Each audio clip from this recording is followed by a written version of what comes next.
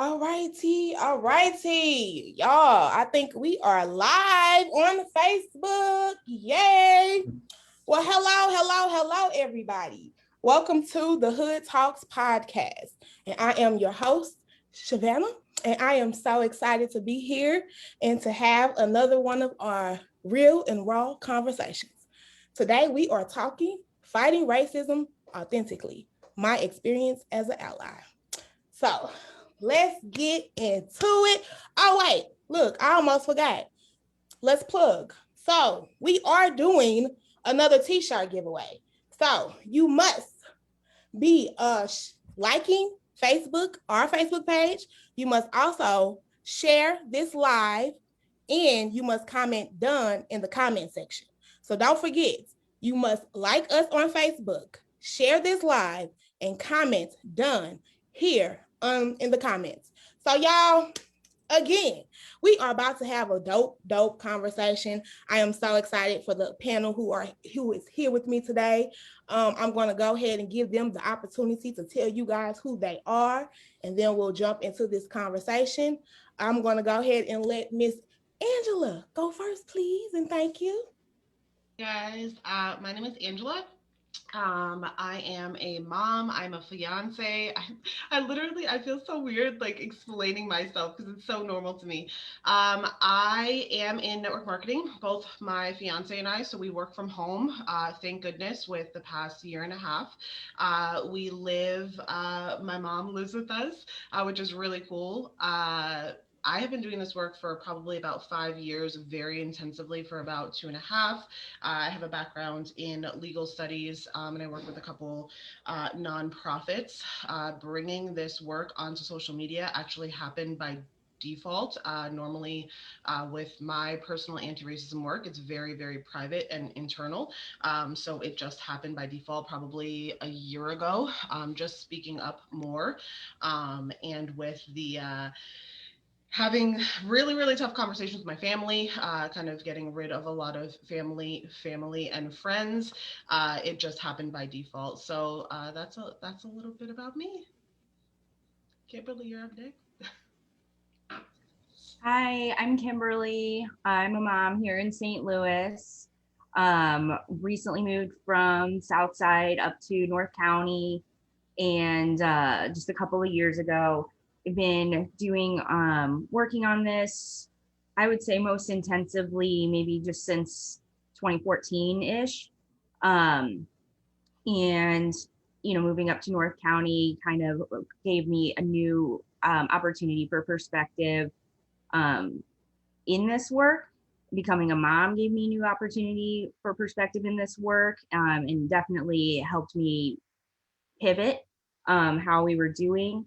I am a We Stories alumni. We Stories is based here in St. Louis, but it is a national program. It's available everywhere.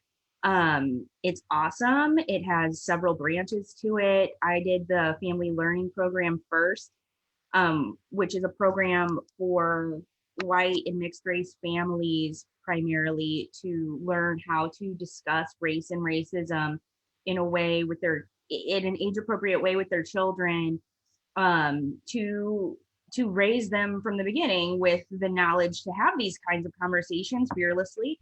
And its foundation is in children's literature. So I have a little one. He doesn't even know how to read yet, but you can start from the beginning with some of the books and just talking about it.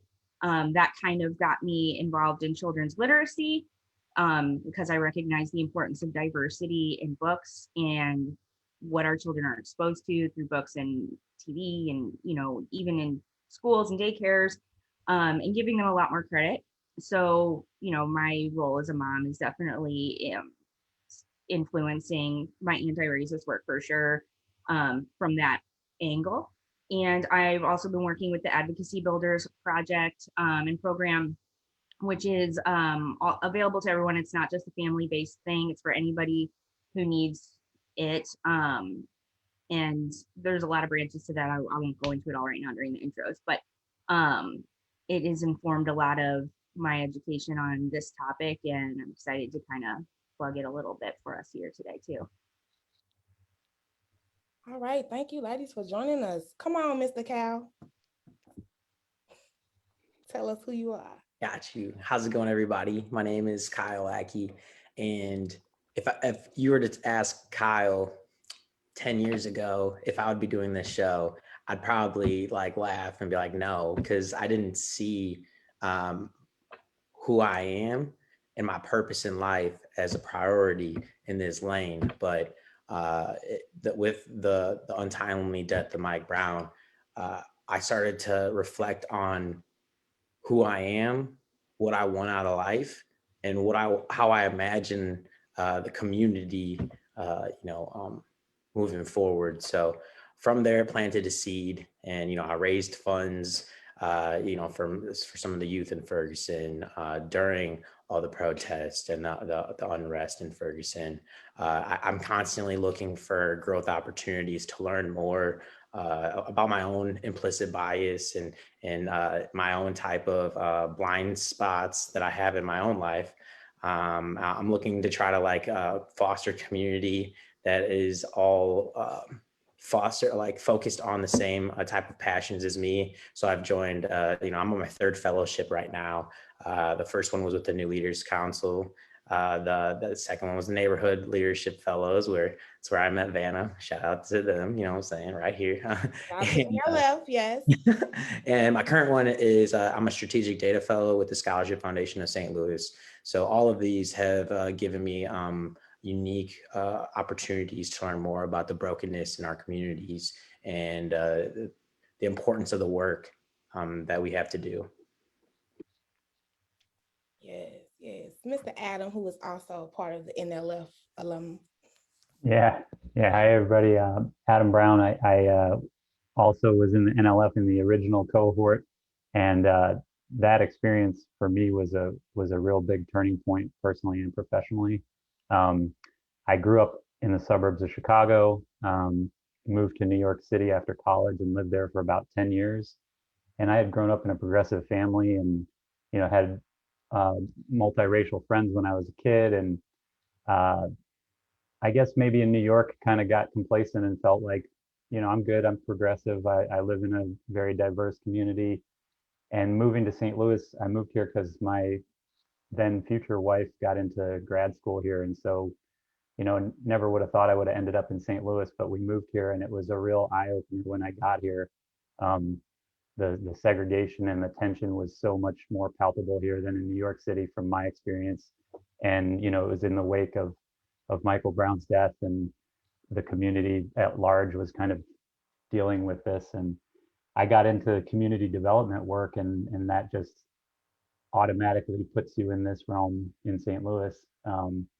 And so I worked for the city of University City in community development, and that was one of the ways that I got into neighborhood leadership fellows, which, like I said, that was a real big turning point in terms of reflecting a lot on my own personal biases and blind spots, and then also seeing it as a way that I could sort of start incorporating what I was learning into my professional work. So now I'm the executive director of a small nonprofit called Shed, which is Safe Homes for the Elderly and Disabled. And we are focused on the third ward in University City, which, if you're not familiar, is basically north of Olive in University City. And Olive is kind of that dividing line like Del Mar is in the city, out in the county. So it's a majority African American neighborhood. I live in the third ward, and I work here doing community development. And yeah, my goal is to just do good work to build community that bridges these gaps we've had in our society and our culture, and try and at the same time be working personally for myself. And my wife and I talk about having kids and wanting to be able to raise them in a way that is aware and conscious. And so I'm really excited to be part of this conversation and to meet you guys and hear about your perspectives too. Well, I am so, again, excited and grateful that you all decided to sit on the platform. Again, I know it's hard coming here and having these tough conversations, but it's definitely needed. And the more we do it, I think the more we'll move towards change, real change, authentic change. So let's get into the conversation, y'all. I want to start by, let's say someone is watching here right now and they're like, what is anti-racism? What is racial bias? What is that? What are they talking about? Like, we talking to somebody that just act like they don't know what in the world is going on right now. How can we, in your words, explain what it is? And again, this is like whoever, no specific order. So whoever wants to speak up, please feel free. Don't be shy. Y'all gonna be shy? I know Angela ain't gonna be shy. I was saying Angela. I just don't want to be rude. I will start talking and then Kyle will start talking and then it's like that awkward, right? So something for me, I've seen a lot of, I guess we can just kind of get into this. I think a lot of people kind of see what's going on and they read a book and they're like, I'm an ally, like it's a PhD, right? Mm-hmm. And it's not work that you ever end. In my experience, I actually, I talk about this all the time. I started this work for very, very selfish reasons. I have a biracial daughter, and I started seeing as she was getting older, I was like, oh well, something's not right, right? Like the comments, like it's just, oh, she's very pretty for a mixed girl. Oh, what? Like it's stuff that I would have never seen, right? So it's very much so, in my opinion, starting with the inner work of really realizing, and I mean, some of you guys right here might disagree with me, but I truly believe if you are white and you are raised in America, you are raised to be a racist. And I think it's very hard for a lot of people to kind of like swallow that and like understand like what. I don't hold biases against anybody. I don't hate anybody. My parents didn't actively teach me, and that's the point, right? So I don't know if that kind of began to answer that question, but I think it's kind of. I mean, I agree with the point that I feel like being raised in America, you have some, you're going to have bias. You're going to have some type of racist instinct. That's the culture of America. And I've had conversations with people outside of America and they see that. So yeah, I definitely think. Anybody else want to follow it up or chime in? I think that I will kind of explain it in a way that is very, very like surface level. If you are listening or here tonight and you really are questioning, what do they mean by racism and stuff? I think about a time for myself personally, I'm going to share some of my experience here, that I was in the car, I was having a conversation, I was driving through my own neighborhood with somebody, my husband, and it was around the time of the Ferguson uprisings, which for some reason came into my neighborhood, which wasn't Ferguson. But anyway, we're driving through the neighborhood. We were having a conversation about it. We were talking about, oh, this sucks, it's terrible, and feeling probably like in hindsight, like really being like, wow, look at us. We are so non-racist. We love this. And we feel so bad and pity for these areas. And as we were driving, a group of teenagers, and they were all Black, walked by, and I like locked the door instinctively.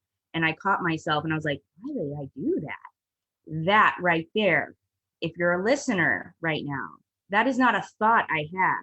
That is not a thought that I was raised to have. I saw the Black teenagers walking through my neighborhood at night. They probably lived there. And I instinctively just moved to lock the door. And I had to question myself, would I have done that if that wasn't Black teenagers? Would I have done that if that was a white man or a woman? I don't know. Maybe I'm just paranoid. The point is you can't sit there and justify. You can't sit there, well, I would have done that for anybody. The point is that all of us have that instinct.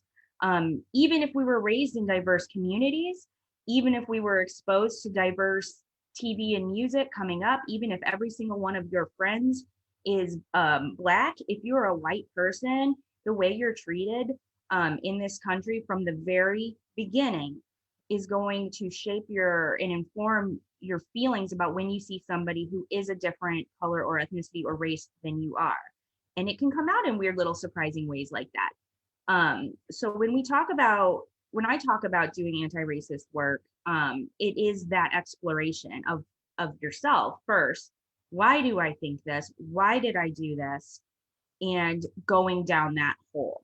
It's not just activism. It's not just protesting or donating to, it is the skill building of becoming an ally. So and when you say ally, like okay. I know, I'm like, really, we know these terms, but I really want, if someone catches this video and they're like, for some reason not aware, what is an ally? What does it truly mean to be an ally? I'm going to kind of continue on here, and then if someone else has a different thought about it as well.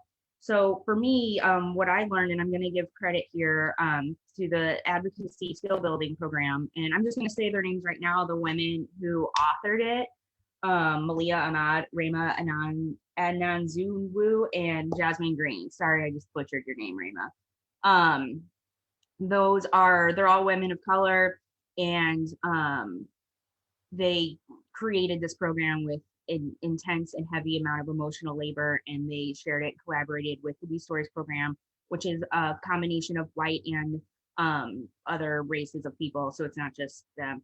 But through that program, the way I learned to define this is that there are kind of levels. You can be an advocate for someone, which is to speak on their behalf.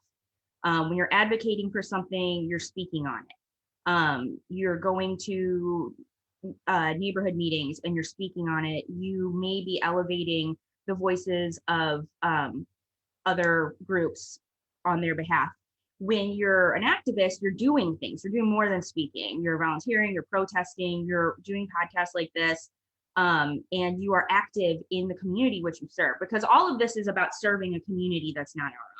Okay, I'm not serving just the white community through this work. I'm serving the community around me and the BIPOC community around me. So activism is doing things to serve that community, and then allyship is the skill set of those things. It's like Angela said, this is not like a work where you finish. You don't get to a finish line and say, I'm non-racist, I'm anti-racist, I got a little cap. It doesn't ever happen. It's continual. Our society is continuing to evolve. We're a part of that. So we are also continuing to evolve with this movement and our impact on it.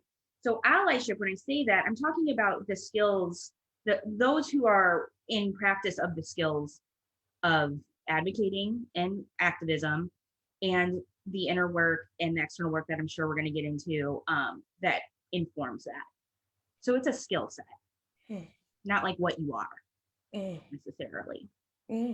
Interesting. I like that. It's a skill.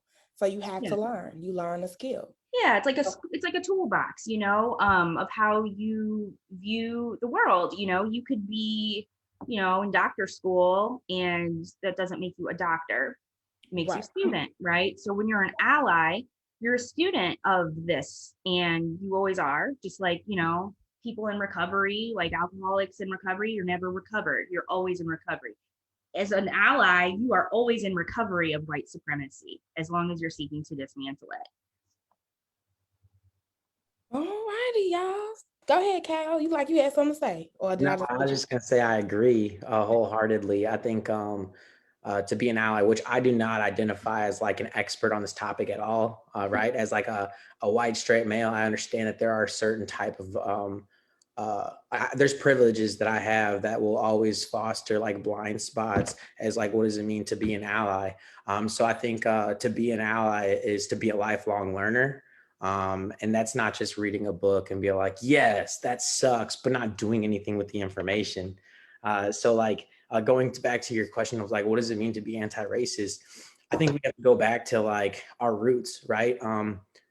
We are born into a social identity or social group or an environment that whether consciously or unconsciously, it creates a narrative in our mind of what's normal, right? And as we grow up, we have these biases in our head. And if you think about like the root of America, right? That it was fostered by a certain group of people to benefit a certain group of people. And so with that in mind, a white supremacist ideology has been rooted in American history from the beginning of time. So what does it mean to be anti-racist in a country that was rooted in racism, right? That means that policies and procedures that have previously been proposed and currently proposed have racist ideologies. And I believe you can be racist without having specific language that's like, that's jacked up, you know? There's a lot of code switching that happens that is perpetuating disparities in our community. So what does it mean to be an anti-racist? It's using intentional language and processes and policies to try to close the racial gap that is present in our society, right? For example, in Missouri, they just proposed a House Bill number 952, and that is to ban lessons plans that focus on racial equity and social justice. Like, how full of hatred is your heart to want to censor the world, an entire state? And what's sad is there were 600 people who commented in favor of this law. So like, what does it mean to be an anti-racist? And I believe it's like bringing awareness to these types of bills that will further censor society. Because again, it goes back to our ideologies. Like, just because we were born into a family that we haven't seen anybody who doesn't look like us and doesn't have our same type of values doesn't mean that that's not out there. You know, there's something to say about like living in America and having like a dual consciousness, dual realities, right? And I feel like white folks, particularly because they have benefited from a white supremacist narrative, they don't understand the importance of anti-racism, because they're like, listen, I'm not racist. I got a black friend. You know what I mean? Like, oh, if they want to better their lives, they can seek the opportunities. Refusing to acknowledge the systems and processes that are in place to prevent just that. So I went on a spew, but hopefully there were some gems in there. No, I mean, just to highlight the comment that you said, I think that's heard a lot, is like, I have black friends. Or, you see one person at the top that's black and they're like, oh, well, they made it. Like, oh, we have a black president. There can't be racism. We have a black president, let alone the other comments and things. But no, I mean, I as a black person, I hear this term ally, and I'm like, I wasn't like, what is an ally? What does this mean? Like, is this something, another tagline for racism, or for white superior? You know how the white savior, oh, black people, we're here to save you. So those mentalities. So that when I heard it, I'm thinking like, is that what this is? Another one of those, like thing. It's like a trend. And that's why I wanted to put into the topic, the name as authentic, because again, you get right now, especially with all of the stuff going on, and I'm not speaking for all black people, I'm speaking for myself. It is really hard to tell who is really true, like you said, who's really being truthful in your face. And then when you go in those rooms or those closed doors and you switch, like so it's really hard to want to build authentic relationships, or want to be involved with white folks, when at the same time you're like, how do I really know it's authentic? So I hope you didn't have anything to say, Adam. If you did want to say something to that, before I ask this question, I'll let you go. Go ahead. Just real quick, because it was really great to hear like the idea of it as a lifelong learning process. And for me, just thinking of I mentioned it in my intro, going from being raised really liberal and progressive and having friends from different cultures and races and living in New York City, and then moving to St. Louis and realizing like, oh, wait, I still have so much work to do. Like, it was a real wake up call. And I think the work starts internally, and I guess I was just thinking that there's an activeness to it that you have to keep working on it. It's not just like I was a little bit complacent, I think, before with who I was in the world. I just had labeled myself, liberal, non-racist person. And so that action and starting internally with activity about looking at myself and how can I change and how can I uncover these blind spots and break them down, and then taking that into the broader world, into the community, and taking actions where maybe I have an uncomfortable conversation with someone when I hear them say something, or maybe I call something out. So and that's a lifelong process too, you know, so I just wanted to throw that in there, that really rang true with me, that it's going to have to be this like lifelong project. And then ultimately it is still benefiting me. I want to be a better person. And that's, you know, that's part of the whole thing is the more of this work that I do, the better I feel about myself, and the more I'm feeling like I am genuinely part of a broader community. So that was it. Yeah. No, no. Can I kind of, Adam, you said a couple of keywords that really jumped out at me, and I agree, and I love what you said. And it reminded me, and I'm quoting our local author, Heather Fleming, who wrote My Black Friend Says, and, you know, she pointed out in her book that there is a difference in her mind, and I agree, between a non-racist and an anti-racist. And I'm going to, you know, just expand on what Adam was saying. It is about the actions that you put behind your beliefs. When you put your beliefs to action, that is when you go from being a non-racist to an anti-racist. Up until I learned that, I believed that you were either a racist or you were an anti-racist. That was my belief. You are either actively anti-racist or you're the opposite of that, which is a racist. So, and we all that way. Let me sum it up. Like, Okay. So you're saying, I want to make sure I'm getting this right. You're saying that to become an anti-racist, you have to not just sit there and be like, oh, I'm not racist. You have to put your effort into really being an anti-racist. You have to do the work. That means to unlearn. That means to advocate. That means to do things that you don't see your other non-racist family members or people do, and go do that, what you should be doing to be racist, the work. Right. So, and I'm glad that you brought it up, the work, because I think a lot of times white people are saying, I do the work. You have to do the work. But what is the work? And we're going to tell y'all, here we're going to peek behind the curtain today. But yeah, so like if you were to see, you know, a person of color being harassed on the subway and their harasser left, and then you went up to that person of color and you said, I'm so sorry that happened. Are you okay? That's like a non-racist passive thing to do. It's the right thing to do. It's a good thing to do. But to be an anti-racist, you would have stood up in the first place and you would have said, stop this. You put action to your beliefs. If you believe something is wrong, then you will act on that. You don't keep your beliefs to yourself. If you, because your actions are really what you matter. You can believe, you know, I'm the most anti-racist person in the world and I'm the best. But when your actions aren't aligned with what you're speaking, you are not an anti-racist. You are a non-racist at best. So, you know, when we're talking about anti-racist work, it is those actions that you put to your beliefs into, like what Adam was saying. So I really liked the way you worded that, Adam. I just wanted to kind of like throw that definition out there because it is, ever since I learned the idea of a difference between a non-racist and an anti-racist, it changed my perspective a little bit about it. So I just wanted to put that out there. Well, you done educated me. No, shut up. No, I mean, like I didn't make this stuff up. I learned this. I learned this through intensive research and education.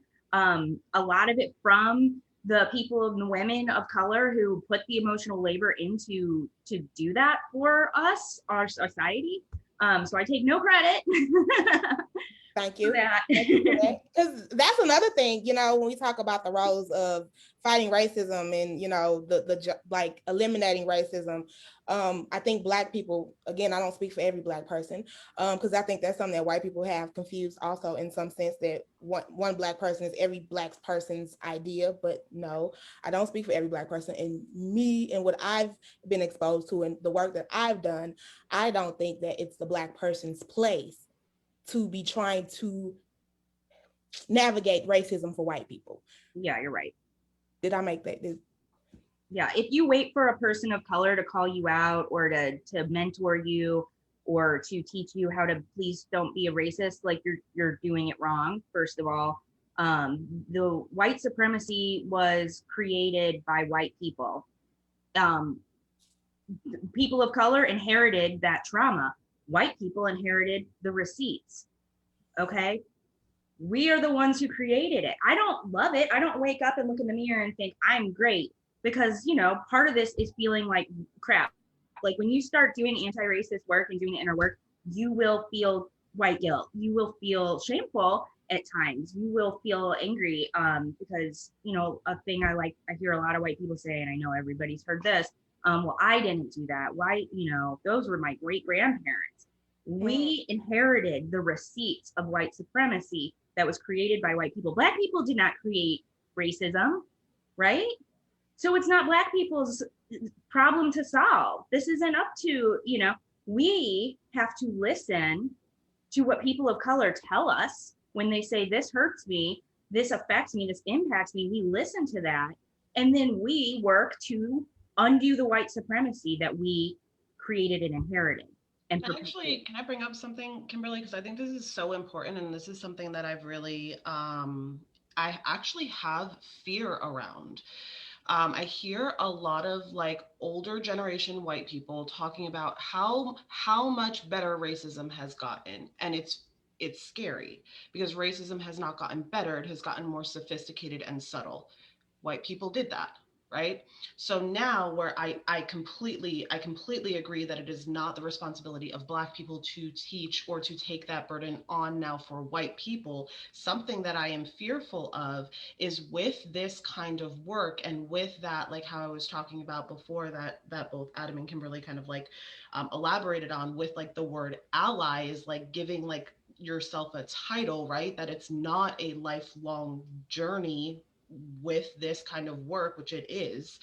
Um, my biggest fear around this is that there is no manual. Literally everything in this country is very, very deep rooted in white supremacy. So my biggest fear with this, and kind of like what Kimberly was talking about, is like now white people like now taking this on, right, and undoing all of this, right? Like now undoing the white supremacist ideology, like now undoing the like taking the responsibility to undo the work, which I think is very, very important. But what is very scary is, does that mean there is going to now be some sort of break to where racism actually becomes even more sophisticated and even more subtle? I think something from 2020 that like I'm extremely grateful for is how the Trump administration really, really exposed a lot of like people saw it, right? We all saw it. There was nothing that we didn't see. We just chose not to open our eyes a little bit more, right? That's a big fear of mine, honestly. So, so you're saying that if Black people aren't involved in the process of anti-racism work, then you feel like white people will take it on, and then it'll not be authentic because they'll find a way to navigate. Yeah, I mean, I That's what think I that got there from it. needs to be some sort of something there. It should not be on Black people. This should be on white people, right? Like this is our work to undo, starting like with ourselves, right? But I think there needs to be some coming together Mm. in order to prevent that. It really, I mean, if you look at how racism has evolved, it's it hasn't become better. It's just the It's sunglasses got just a little behind. darker, right, for It's white just people. right. It's just it's not. Well, I don't know, because I would say it differently. I guess because I'm Black, I would say it's bluntly out there. Oh, for But sure. I think that's because it's my experience and I'm Black, so I get that. And I guess like you guys were saying, for white people, it's like, and a lot of that people like, where is it really racism still going on, because they don't experience it. So they think it's hitting. And now with all of the things that we're seeing on TV, and people are speaking out, so now they're like, oh, it's really still around. Wow. I guess I get what you're saying. So I guess what it is we need to hear more of course, Black people's experiences, and that will help guide the work for white people. if you're really trying to be authentic and true. Like, hear and listen to Black people, but you do the work from what they're telling you. I think I kind of cut in on that just a little bit. I know I'm sorry I'm being hot. But what I got from what Angela's saying is that if there is a disconnect and white people take on social activism in this arena and Black voices are getting suppressed by that becomes a problem. And so Angela's nodding. So that's what she meant, I think. So my answer to that would be that it's a great thing to point out for anybody listening who's interested in or in the nascent stages of this work, the beginning of this work. Read things written by people of color. Go find what's out there. People of color have for years and years and years and years and years put it out there for us. For us. You can go listen to a Wu-Tang album and hear it. Like, it's everywhere. The message is there. Okay. It's not been hidden. We haven't looked for it, or it's not coming to us in the way we think it should be. It's not the right way presented to us. Whatever. The message is out there. People of color have been talking about this forever. And I'm going to quote here an author, Angie Franklin. She wrote a really amazing article about this called "Ghosted by Allies: Why Black People Will Never Trust White People." And she said, and it's true, that Black, BIPOC people, people of color, and women specifically have been and always will be the leaders of this movement when it comes to racial justice. It's the truth. They're often overlooked. They're often suppressed by white people who go out there and put their own content out there rather than lift the content that exists. There are tons of affinity programs out there that exist for white people to use. There are tons of, you can just Google and find, you can go to the library, and you can go to We Stories and find. One quick thing, explain what that is, affinity, so people can know. Thank you, Vanna. So an affinity program is like a white space. That came out weird. So it's a place where, because this work is really personal and really can get ugly and messy, and we don't want to burden people of color with our BS as we're sorting this out and untangling the nastiness of white supremacy within us. Affinity spaces are where other white people can kind of work that out together. That's where you would go if you're a person who identifies as an ally, to find mentorship, to have these discussions, to kind of check yourself and to learn. Some people of color may inform that if they choose to do so. But there's a difference between, and I see this actually even on Facebook groups and stuff, even, or liberal groups or progressive groups, they'll say, I want a person of color's opinion on this question. And it's like, okay, so you're looking for free mentorship from a person of color because all, the monolith. So affinity groups are like We Stories. It's a place where you can kind of learn, and it's, you can say stuff that's going to come out dumb. You can say stuff that's going to come out embarrassing, stupid, and you can learn and be corrected in a place that you're not burdening people of color. But it is informed by people who have read the books, done the work. So in terms of the fear of having a break, I totally understand Angela's point on that. And I think to alleviate that fear, one can just read anything written by a person of color on this, and then read 10 more things, because every voice is going to be different. For sure. Well, I've never heard of those groups, but I guess that means it's good that they exist. But I also think that we have to just keep having the conversations, because I agree with you all. There is no handbook on how to be an ally, or how to build a relationship, authentic relationship with another person of color, or however. But it's definitely, I think you answered the question that I was going to ask, is how do we know it's authentic? It's just going to take time. Like, we both have to be willing to know that one person is not going to be like, you're gonna mess up. Like, we've had conversations, Kimberly, and so it's like you just have to have those conversations with open mind, and then just know that this person is trying to learn something different, and that you're also trying to learn something different, and be in a space of that. But have you guys ever heard of these groups? Or we have any? Well, you said the We Stories is in St. Louis. I want to say, is there any other ones out there that you guys may know of, so people can like tap into that if that's something that someone may be interested in? If y'all know some in the comments and who's watching, please share those.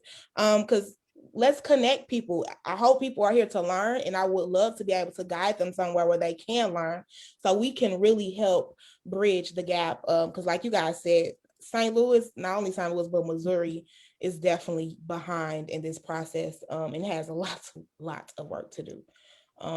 But what about you? Have you guys ever heard of that, Cal? You ever heard of a group, affinity group? I've heard of We Stories. That's pretty big in St. Louis, but I haven't heard of any other groups.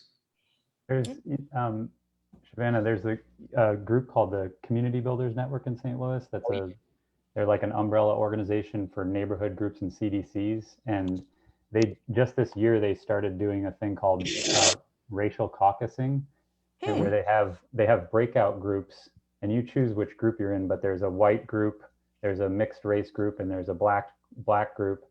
And members of CBN get together to discuss these issues, but they just started breaking it out like that. And I'm taking what Kimberly's saying is like, the white group would be an affinity group where white people can get together and have these conversations in a space that's not asking, for the expertise or the input from Black people, and talk through it.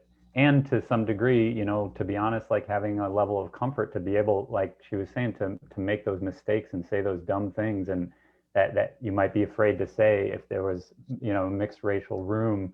And, I'm thinking about this for myself, I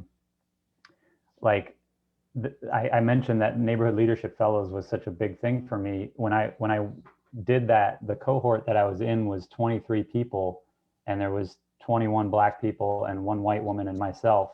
And that was such an awesome experience for me to be that guy in the room. We had all kinds of conversations about the man and white supremacy, and I would get could feel myself like getting hot in my face. Like, it's just like, but to be in that uncomfortable space. So, I think both things are needed. And one thing I want to throw in there too is that I think, with all the education available and reading and Zoom and forums and stuff, it's so cool, and it's awesome that it's all out there.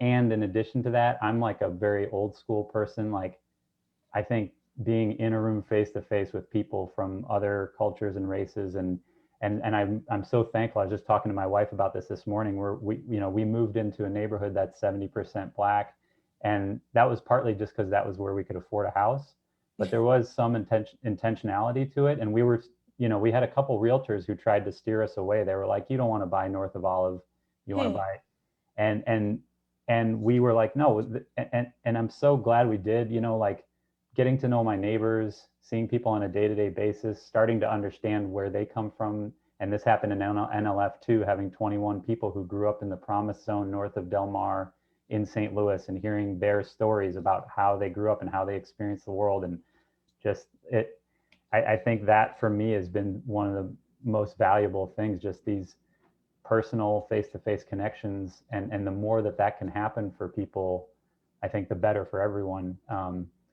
So, if you live in a rural area and there's, 0% Black population there, and you're watching stuff on TV, you have to take extra action to like read and learn, and maybe go somewhere that's uncomfortable, or go to a new space but I think living in a city like St. Louis, we have these opportunities every day to kind of heal ourselves, through personal interactions. So that's like been a big part of it for me. I think that's a good thing. I tell people that too. Like, you talk about you want to combat racism, and you don't know, or you don't. It's because you don't know people, Black people. If you authentically know Black people, you will be very aware. Because one thing I like about having, when I have white friends, is I should be able to talk about what I'm experiencing and you not be uncomfortable. Or even if you are uncomfortable, you let me say what I have to say, because that's my experience, and you're not going to take that away from me or shush me up with, oh, well, everyone has something. No. So being around Black people, you would build an authentic relationship with them. And then I think me and Kimberly touched on this too before, is not just going out and seeking Black people just because, like literally finding something that you guys have in common. Like one thing for me and Kimberly, we're moms. Yeah. We have that in common. We love our children very much. So from there, our relationship blossomed into what it is or whatever. And so, it's we can relate to each other, not because I'm Black and she want a Black friend, Kimberly got all, but no, not because of that. It's because it's really authentic. Like we have something in common, and it just grows from there. So we get into, when I'm talking about this, I'm meaning to say, like, it gets into that white savior. Let's go back to that complex of, again, I'm saving the Black person. Oh, look, it wouldn't happen without me being who I am. I'm, saving you. Or your token Black friend. Yeah, I have a Black friend. So experience that I've had was at a store in St. Charles, and I don't even know the guy. I was in line, but it was a lady and her mom standing off to the side. And I was in line, but I'm like, hey, go ahead. Of course, a white lady. I'm like, go ahead, you guys go. It's okay, go ahead. And the guy who was behind the counter, he's like, no, you was in line, you come on. And I'm like, hey, don't get me shot today, bro. Funny, but that's what I said.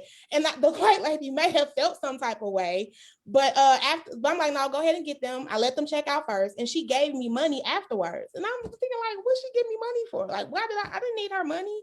I mean, I'm gonna take it, but I didn't need your money. What's that? Like, you should take it. You said I should take it. You should take it. One of the things I love that why do I need your money? Is let white guilt fund so many things. And it's I want to scream right now. Do it. Yes. That's my experience. In the comments, some of the people were pointing out some of the affinity groups, Adam, and I just want to call them out for anybody who's not able to see the comments. Witnessing Whiteness is a program that is through the YWCA.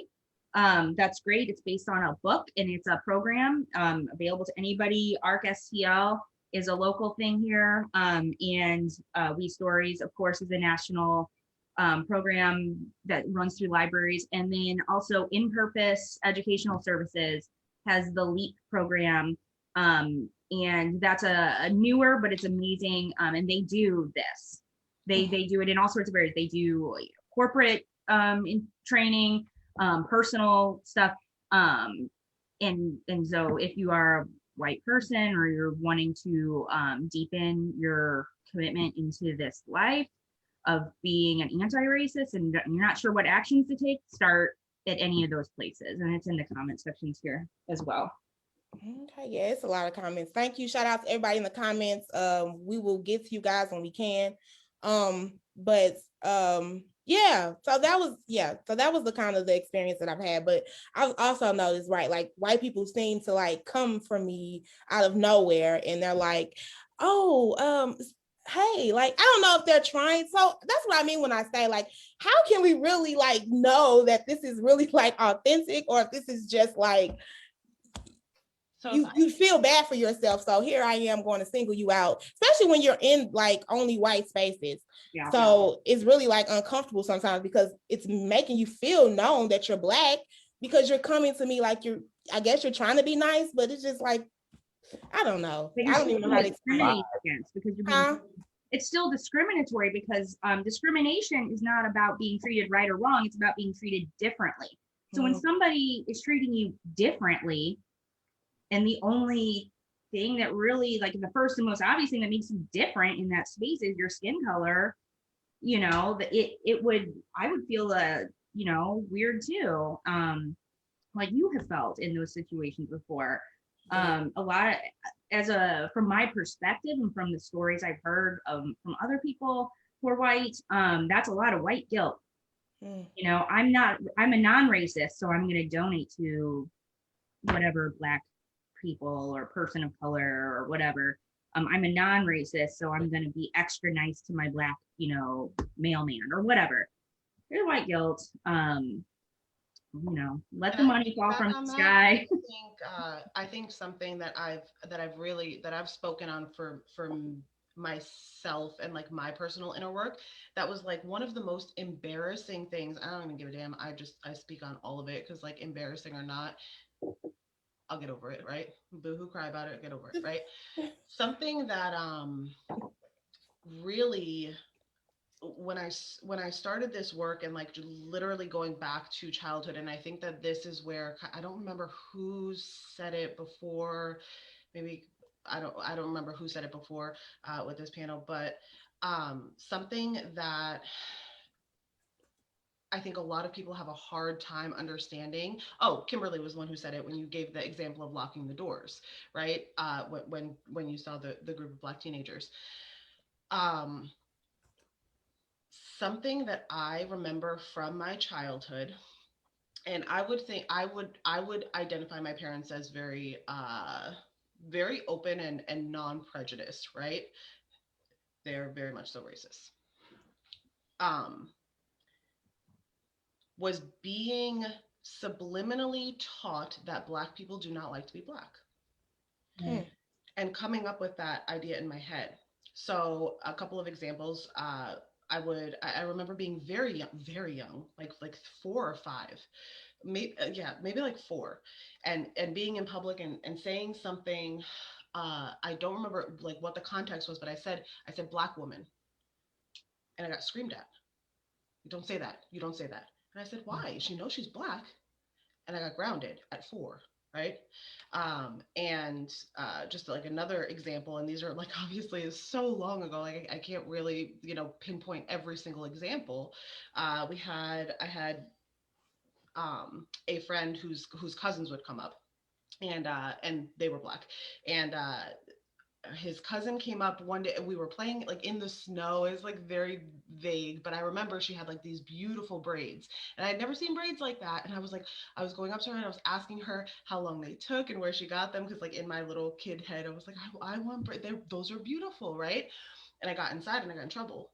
You don't talk about that stuff. And I thought in my head like, but we do talk about it, because like if I want to go get my hair cut at the salon, then I talk to the woman, like I obviously didn't express this, but I distinctly remember this happening in my head of like, we do talk about this, because I tell my the lady who's cutting my hair, I tell her how I want my hair to look. So we do talk about this, but this must not be a thing that we talk about with Black people, right? And that's I think what a lot of people don't realize is like that's really where it's coming from, of leaving young children with this space to just to make up these narratives. You must not be allowed to say Black because Black must be bad. I can say white person. Why can't I say Black person, right? You must not be able to have conversations with Black people about their hair because maybe they don't like their hair because they don't like the fact that they're Black, right? And these are like the very, very subliminal things that I think a lot of people, when they argue, I am not racist, but these are the things that you were taught. So, when you're driving through a neighborhood and you see a group of Black teenagers, you're locking the door. Or your parents are grabbing and I was using this example to my mom the other day, if you see a homeless white family on the street, we would give them money. But then if we saw a homeless Black family on the street, I like distinctly remember that feeling of like my hand being held a little bit tighter, right? It's like those things that are so impactful and powerful and literally stay with us and are ingrained. I'm pointing to Kimberly right here. I don't know where she is actually on the screen, but with what she's talking about, I think so many people are unwilling to really go back and see that that's the stuff. That's the stuff that instinctually sticks with us, right?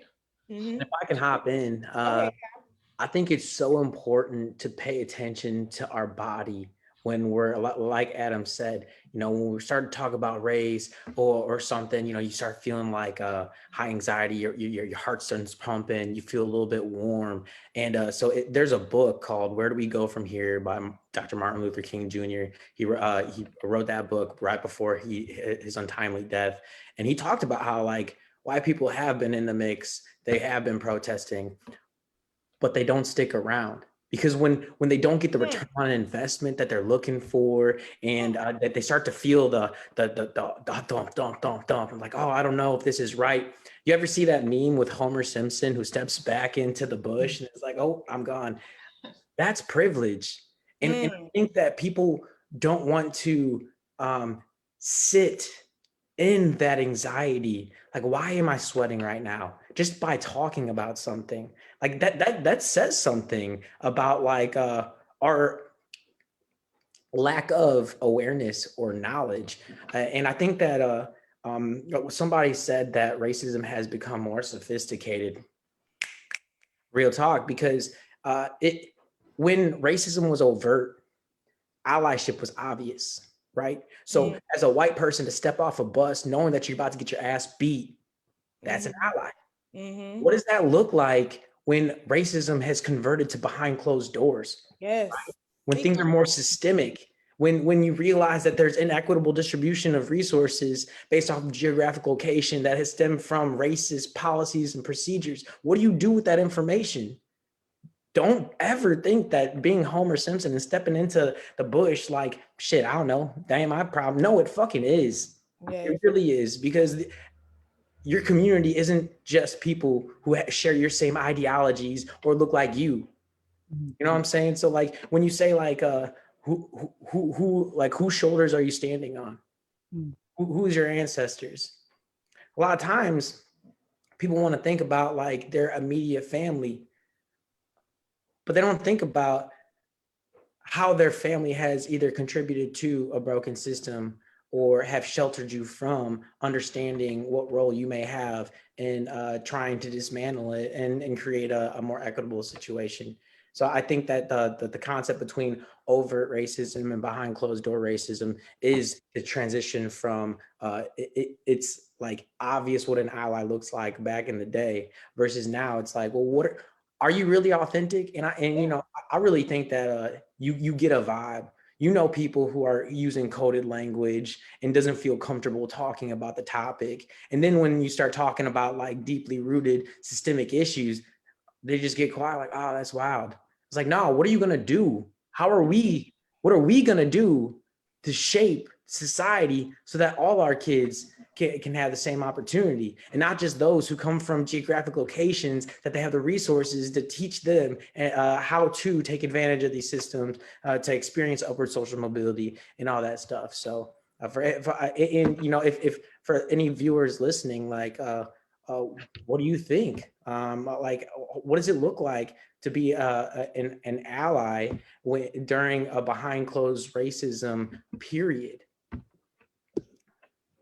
Yes. I mean, that is a question. Anybody, like, please chime in on that. What do y'all think in the comments? But that's definitely, I think that is what's keeping everyone so divided, because we don't know how authentic the relationship really is. Because like you said, back in the day, you was in the front right there getting kicked in the head just like we was on the floor. So you was right there, you were involved. Now, you can be like, I'm out here protesting or whatever, or you can say, yeah, I got you. And when you go to sit at the table to write a bill or to vote on a bill, you're going with the majority, because I'm no longer at those seats, especially here in Missouri. We ain't got that many Black people in the Senate and all of those things. So you can say down here when you see me shaking my hand, like, yeah, oh, I understand what you're going through and I'm going to fight.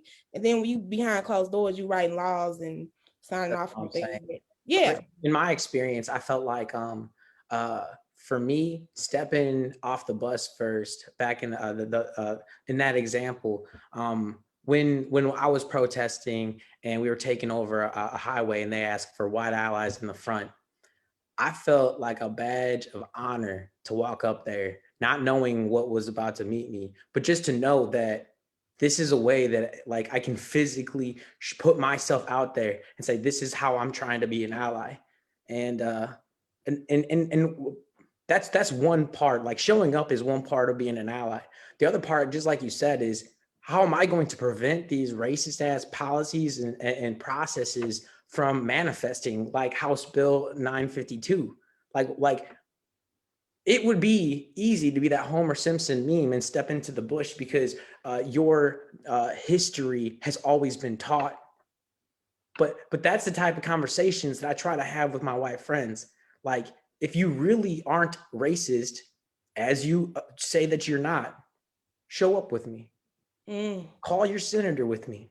Yes. It takes little time to actually make your voice count. What's so important? Netflix? Facebook? Yeah, Kyle, I want to jump in on that too. And another thing that came out of Neighborhood Leadership Fellows, and this is kind of the explicit purpose of that program in a way, is to get people from the promise zone who generally are, people of color and people who've traditionally been left out of decision-making processes, to get them onto those boards and commissions, yes, into positions of political power. And when I was doing that program, I was in this interesting spot for me. I was working for the city of University City, so I was kind of part of the power structure, and I was learning all this stuff from my city job of like, oh wow, this is how big development happens. It's like a lot of backdoor stuff. You see who the people in power are responding to, who gets to have a 40-minute conversation with the mayor and who doesn't, and all these kinds of things that are not necessarily intentional acts, but they're built into the system. And so I was seeing the system from inside the system in a way, and then, participating in this program, that the goal is to get other people into those systems, into those positions of power, to start changing from within.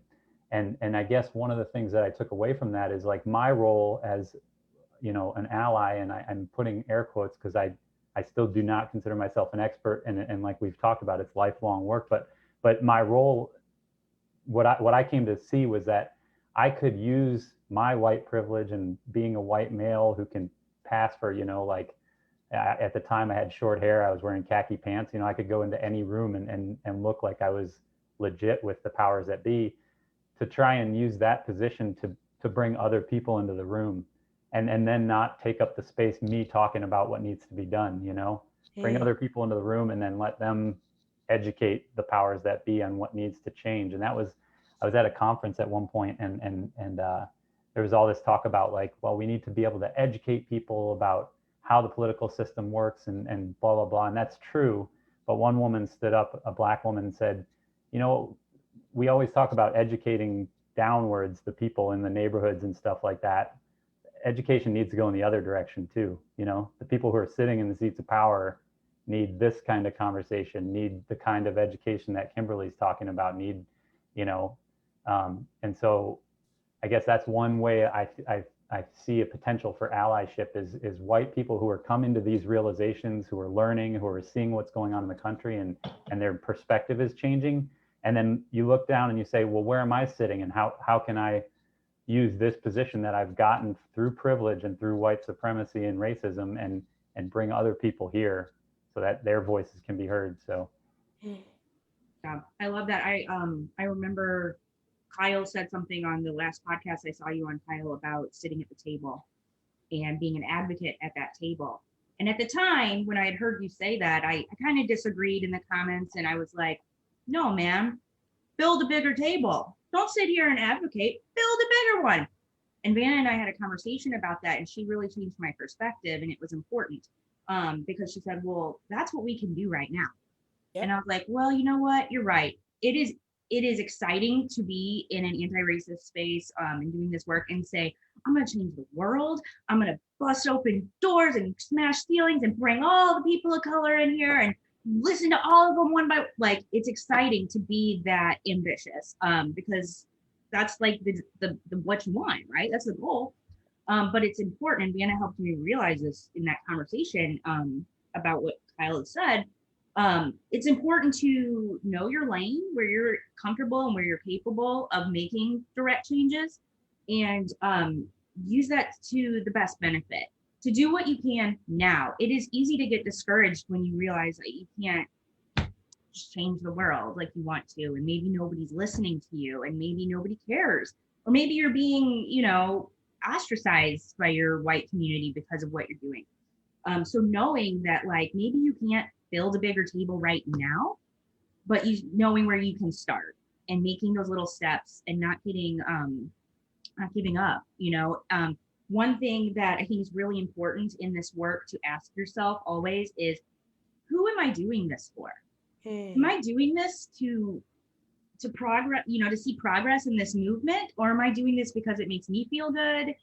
And exploring that, saying, I really connect with this. I feel this way, and this makes me feel good. It's okay to feel good about doing good things. I'm not saying you shouldn't, but when you're taking action steps, when you are sitting at a table, when you are advocating, asking, like, who am I doing this for? And then, like Kyle said just now, being willing to, put your own body on the line, And, Yeah, and I absolutely resonate with what you said. Like, I'm such an ideation. Like, I love thinking about big pictures. Like, society just needs to, to, like, dismantle police department. We need to revamp the justice system. And it's mentors that I've had, particularly mentors of color. They're like, Kyle, appreciate your energy, but what can you do now? What are actionable steps that we can take in the now to get to that future that you're talking about? Yeah. And it's something I'm still having to wrestle with, because I see so much brokenness in this world. And I'm like, listen, we need to change. We need to change yesterday.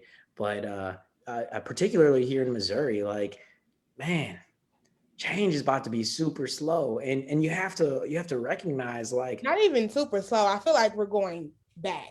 Honestly, and I believe that too. I think about, like, the Missouri Compromise, right? And I'm not a historian, but, like, Missouri Compromise made Missouri the only slave state in the Midwest, right? And so, like, that type of hatred never left our heart. And you can see that in the bills. You can see the type that in the amount of people that support the House Bill 952. Like, this is sad.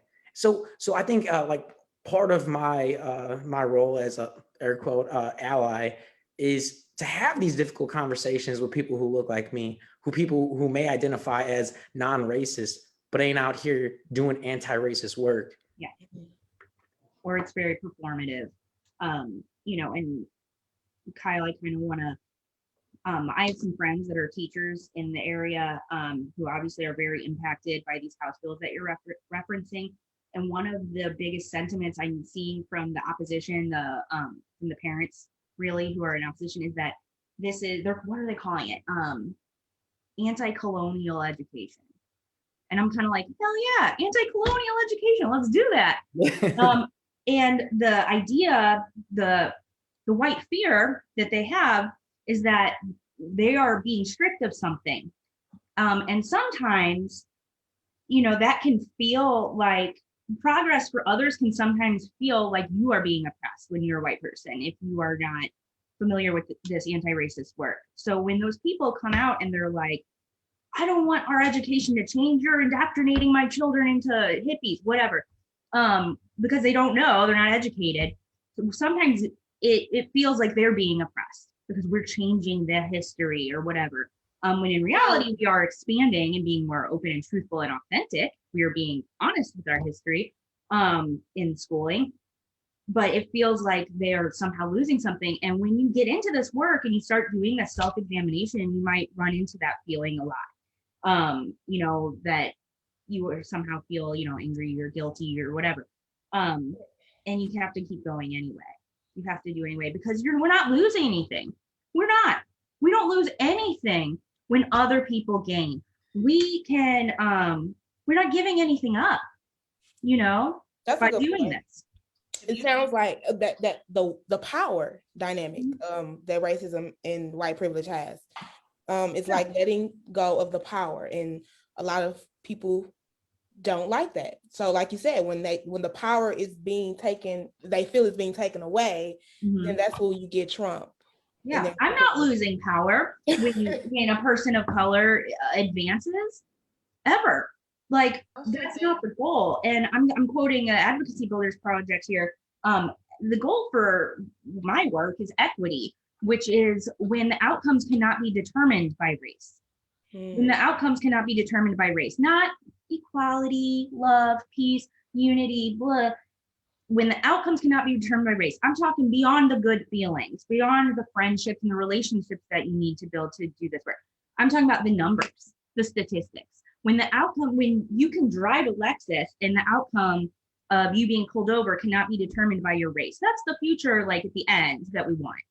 And if you are pulled over, the likelihood of you being murdered by the policeman who or woman who pulls you over, the outcome cannot be determined by the color of your skin. That's the goal. Poverty, maternal health care outcomes, which I'm really passionate about in this space. Like, when the outcomes cannot be determined by race, that's the equity. So keeping that is like a mantra for me, and I know I just said it like 100 times. I really want people listening to think about that. Yes. This is not just about feeling good. This is about real lives, lives, not just lives of people of color, white people. This makes, like Adam said, this makes your life better. We aren't losing. We're not being oppressed by seeking equity, period. So if you ever feel in this, while you're in the purpose of this work, that you are somehow, somebody's taking something from you, remember that you're white and nobody can take anything from you. You're at the top of the food chain already. Congratulations, you won the genetic lottery. I was just over here thinking, like, what can Black people take from white folks? Yeah, what are you gonna take from all of the things that we've experienced in America, like, over the world, not even just America, over the world? What do you think they're gonna take? I also think, speaking from like a psychological standpoint, is like a lot of white people feel that it's unfair to change the game in the middle of the game is kind of like where this is coming from. And it's really what it is. If you look at it, I think there's a lot of promises made to white America from a young age. You go to school, you get good grades, you go to college, you get a good job, you get a boyfriend or a girlfriend, you have a family, you do all these things and you will be rewarded, right? And we all know that's just not like how life works, right? So when this is instilled in you and drilled in you and drilled in you and drilled in you, and that's just not how life works out, it's like, well, somebody else must be at fault because I did what I was supposed to do, right? Like I lived this life. I did all the things that I was supposed to do, and it didn't happen, so it must be somebody else's fault. And then when you start talking about bringing equity in, which shouldn't even be a conversation. It just, I cannot wrap my head around it, right? Well, it's like, well, no, I did all the things right. I did all the things right. I did what I was supposed to do, and I didn't win. But now we're going to talk about giving somebody something else, right? So I don't even know if it's that white people believe something is taken away from them. It just kind of like the game is being changed in the middle, right? The rules are being changed, and that's I just feel like that's a lot of the mindset. That's why there's so much pushback, because the rules are being changed. Like, white people are afraid of progress. Absolutely. Well, and I think way to summarize that.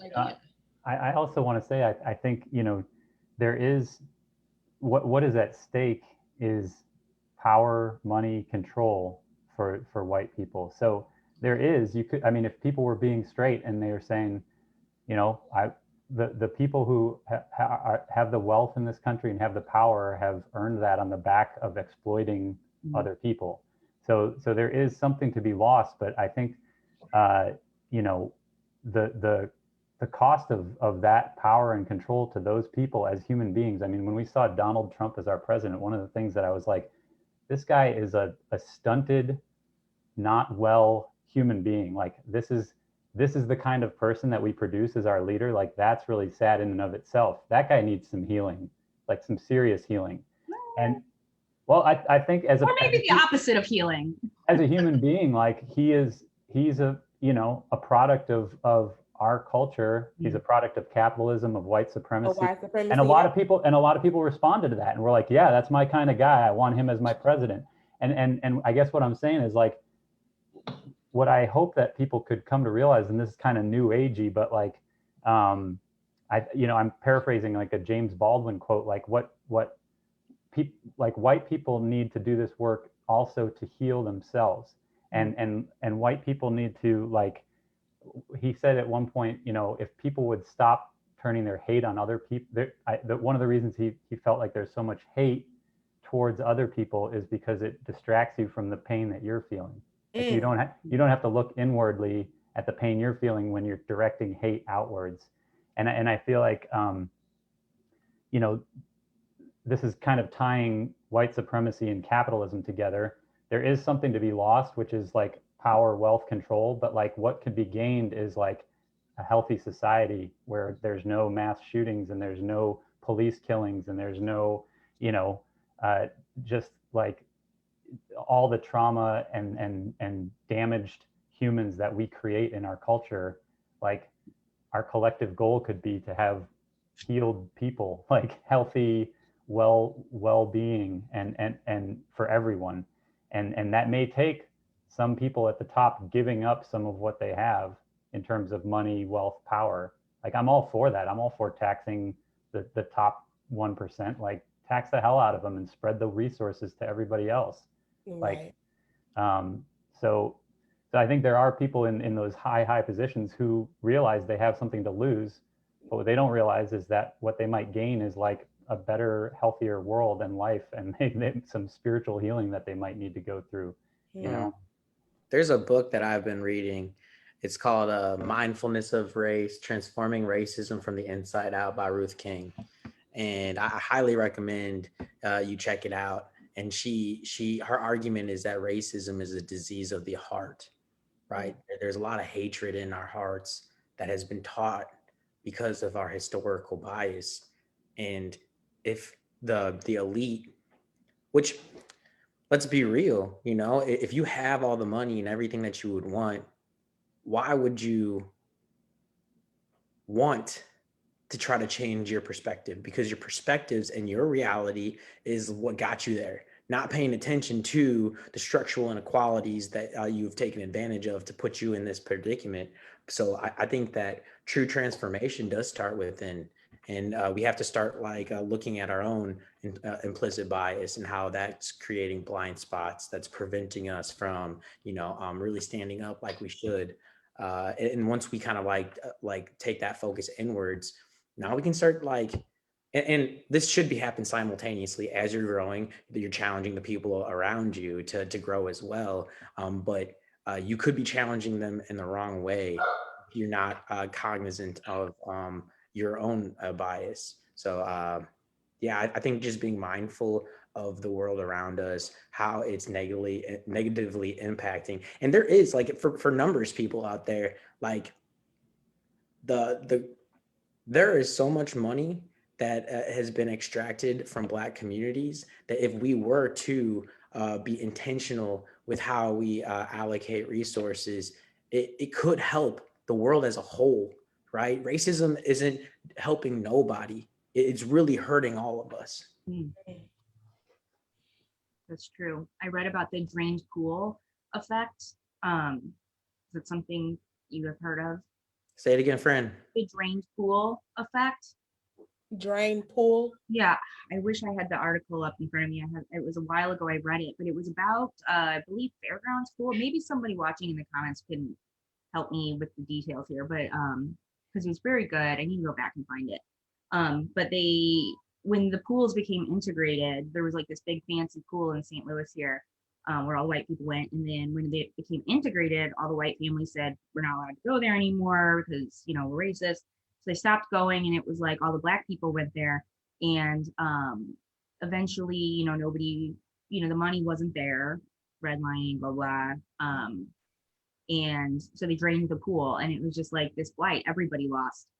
White people lost this beautiful pool. Black people lost this beautiful pool. And it's just kind of like a really simple analogy of our own local history that speaks to what he was just saying, that like this hurts everyone. You know, and I just kind of want to pivot slightly, if that's okay, from what he inspired me about, is understanding the history. I'm quoting Heather Fleming here again, because she's amazing. She wrote this fantastic book, My Black Friend Says, that understanding race means you have to understand whiteness as well. You otherwise, and this is the way she put it was so eloquent, it's like going to marriage counseling and only listening to one spouse. You know, we're trying to marry here in a way, and we need to understand our own whiteness. And for me, that means history, understanding our history. You know, we're lucky here in St. Louis that we have a very rich, interesting history. It's very accessible to us to learn about. And you can, there's even a tour, Renegade STL does tours about like racially impactful tours of our city to learn more about it. So, but even just on a broader scale, understanding our history, understanding, you know, that all of us here are, you know, sitting here on stolen land, on the blood of genocide in our own land. From the beginning, the inception of this country was based on racism and oppression. Before any Black people came here, before any Asian people came here, like the beginning, like a settler colonial landed here and it started. And it's just been growing and getting streamlined ever since then. And it's important to remember that, like, racist ideas come from these racist policies. I'm quoting Heather Fleming again because I love her book. But she gave a great example that, like, the idea, for example, that Black students are lazy could come from the fact that Black schools are underfunded, and they are underfunded because of real estate redlining, which was based on policy. Somebody wrote a policy that tied income tax and property tax to public school funding, you know, and there are a bunch of different policies that kind of all piece together to underfund Black schools and to make even the fact that our city is so segregated. And I know it's like this other places, but, you know, just from our perspective here. And then the idea sprouts from that Black students are not as good as white students because of the policies, the way that they've impacted the outcomes. You know, when we don't learn from our history, we are bound to repeat it. Yes. And make those mistakes again and again and again because we haven't learned from the mistakes, and we don't recognize always that the outcome or the impact rather is always going to trump our intent. So when we're out here being like rah rah anti-racism, you know, your intent might be, you know, to one thing, but your impact might be something else. And I kind of like, sorry, I pivoted from you there, Kyle, but that's kind of what you made me think of with that, is like, don't think about always just your intent. What are you trying to do? But like, look at the results, look at the historical results, listen to the people who are talking to you and telling you how it impacts them if they're a person of color or another marginalized group. And then adjust yourself to be an actual anti-racist and not a performative ally who's just like all lip service, or who's not thinking about the impact of your intentions and your, you know, what you're trying to do. And I think a lot of that comes down to the history. Sure. I think what you just said is so important, because you touched on three different things that I think a lot of people are kind of like misinformed about, right? So you touched on racism, prejudice, and discrimination and how they were all different. But I think that kind of people like group it under, you know, one. So like the racism would come with the policies, right? Like that is the racist ideology. The prejudice would come with, you know, the just having this idea that Black students are lazier than white students, and then the discrimination is the acting upon it, right? So I think that people kind of blend all of it without really understanding like the different components or how everything works. That having the idea that Black students are lazier than white students, like that necessarily that's a prejudice to have, right? So like that is not necessarily the racism, right? I think when people like kind of like group together that the racism is everything that comes all around it. Definitively, I'm talking about like the actual definition of racism, prejudice, and discrimination, right? So yeah, I think that's, I mean, you made a face, so if you want to kind of no, I just didn't really kind of understand what you meant. Yeah, so definitively, as far as like prejudice, right? the idea that Black students would be lazier than white students, that is a prejudice to have, right?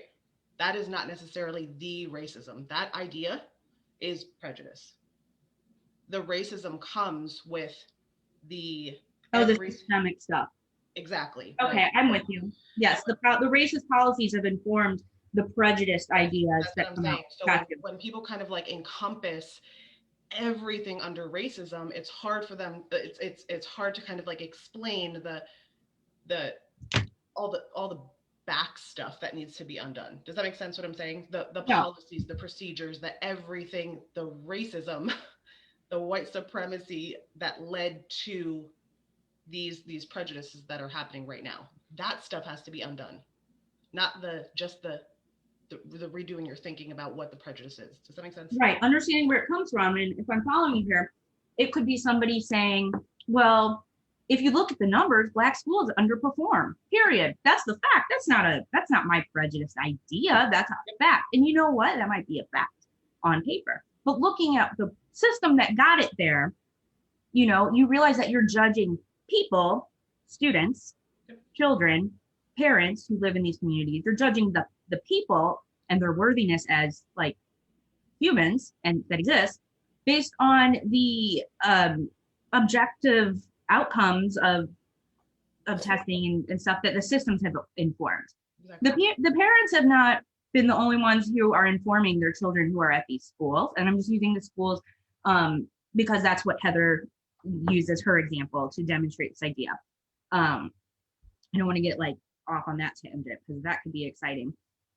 But it is, how did the system get us there? The parents are not the ones who inform that. The systems that got the parents in those houses, that got the parents in the areas where jobs are not available, the system that got the parents who are being paid a percentage of their white counterparts at their job, all of that contributes to that number. It's not the people. It's not the person. People. Yep. It's the system. It's the system. I heard an amazing quote one time, and I don't know who it was from, but it really spoke to me. And it was something about like, it was a Black woman said this, and she said, it was in regards to somebody had said something about her being disadvantaged, and or Black people are disadvantaged in this space or whatever.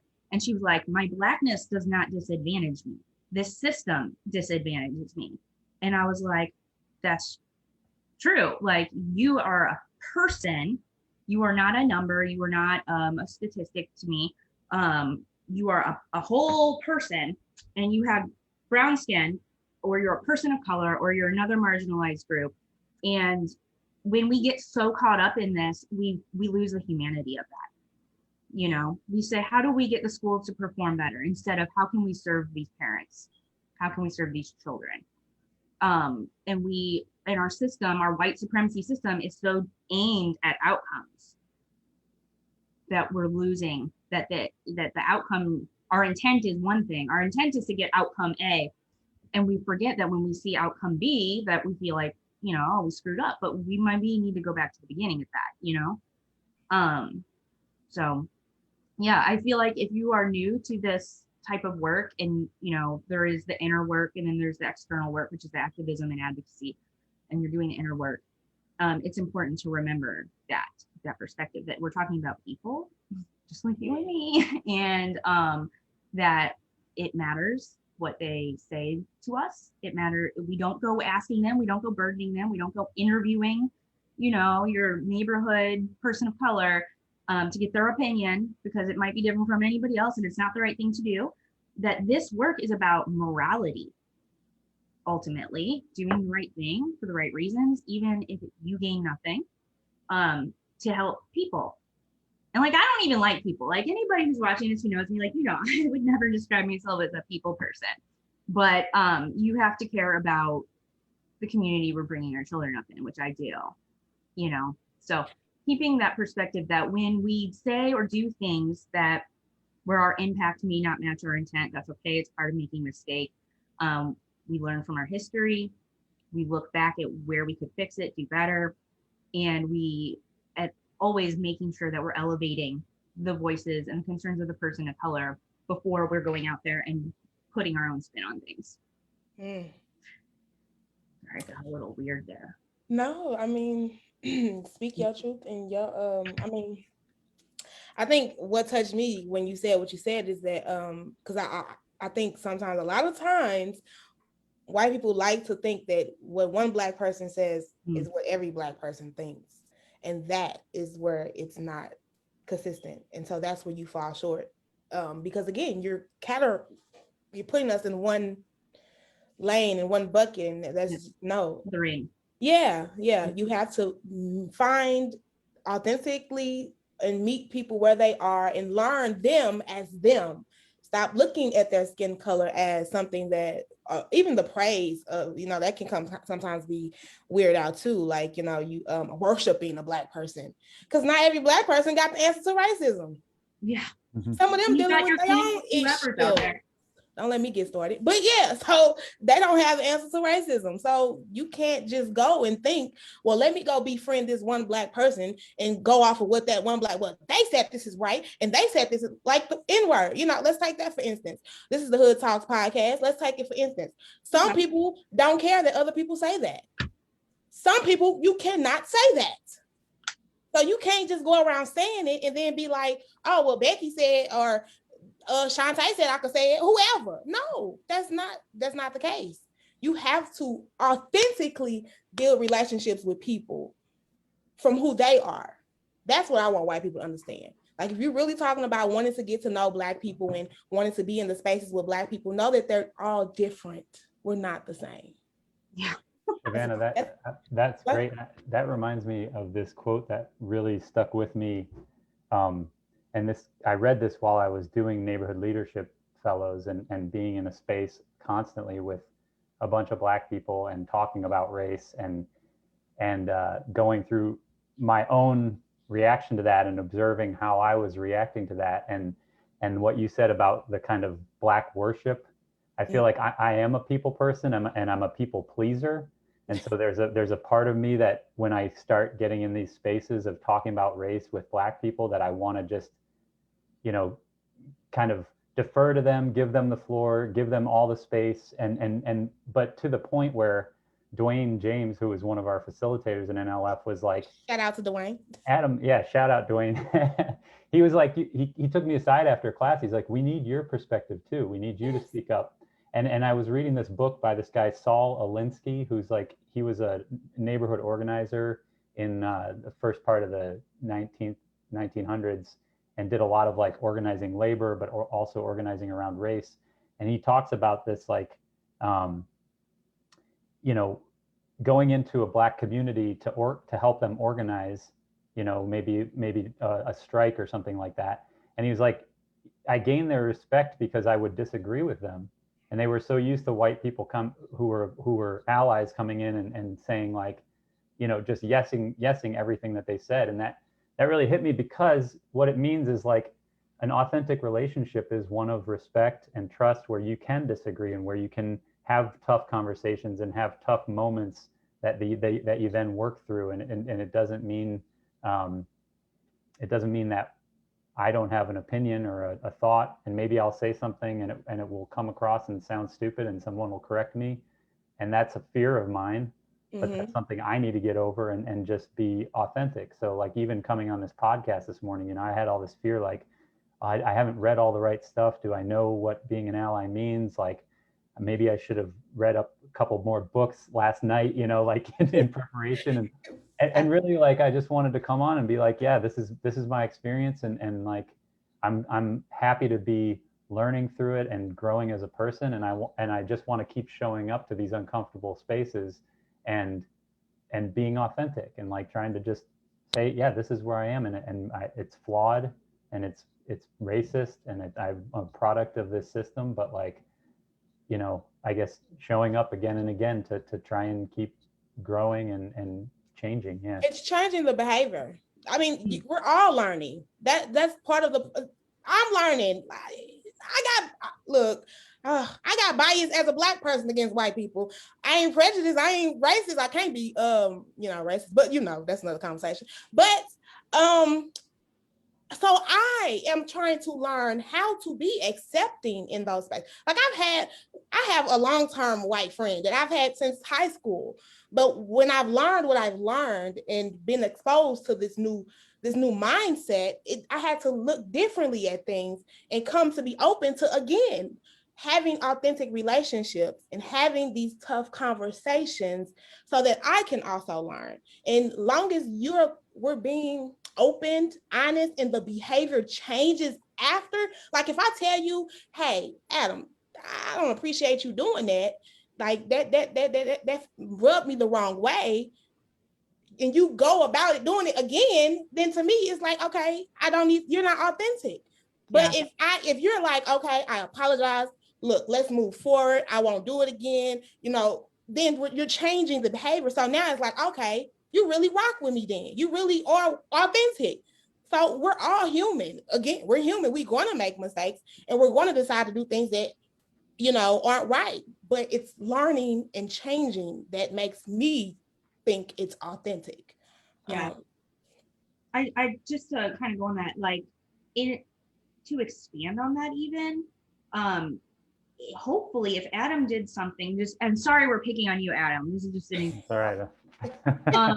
if Adam did like something you, Adam. that was wrong, then you, Vanna, would not, ideally, be the one to have to call him out on that, because one of us fellow white people would do that to unburden the person of color. If you see a white person who's not doing it right, it's your duty to address that. That's how we protect and uplift the people of color we are serving in this work.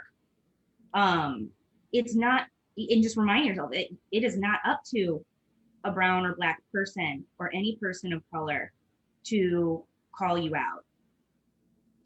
Period. If you care about these people, you are the one who's going to go and amplify their voices, or like that's our privilege, is to amplify their voices. None of this work, none of it has to do with how we feel, because ultimately this work is hard. It is shitty. I definitely want to hate yourself someday. Man, I watched that the trial of the Chicago 7 just the other day. Anybody who's listening, go watch that. Freaking crazy, man. It is about something that happened in the DNC back in the 60s, 68-ish, and during the Vietnam protests, all right? And what was funny, and I know it was intentional, was I was watching my husband, and he even pointed out, he's like, wow, this looks just like today. And I was like, huh, sure does. And the point is that it's our job in this space. If you're serious, if you're authentic, you are willing to put your own feelings in your pocket.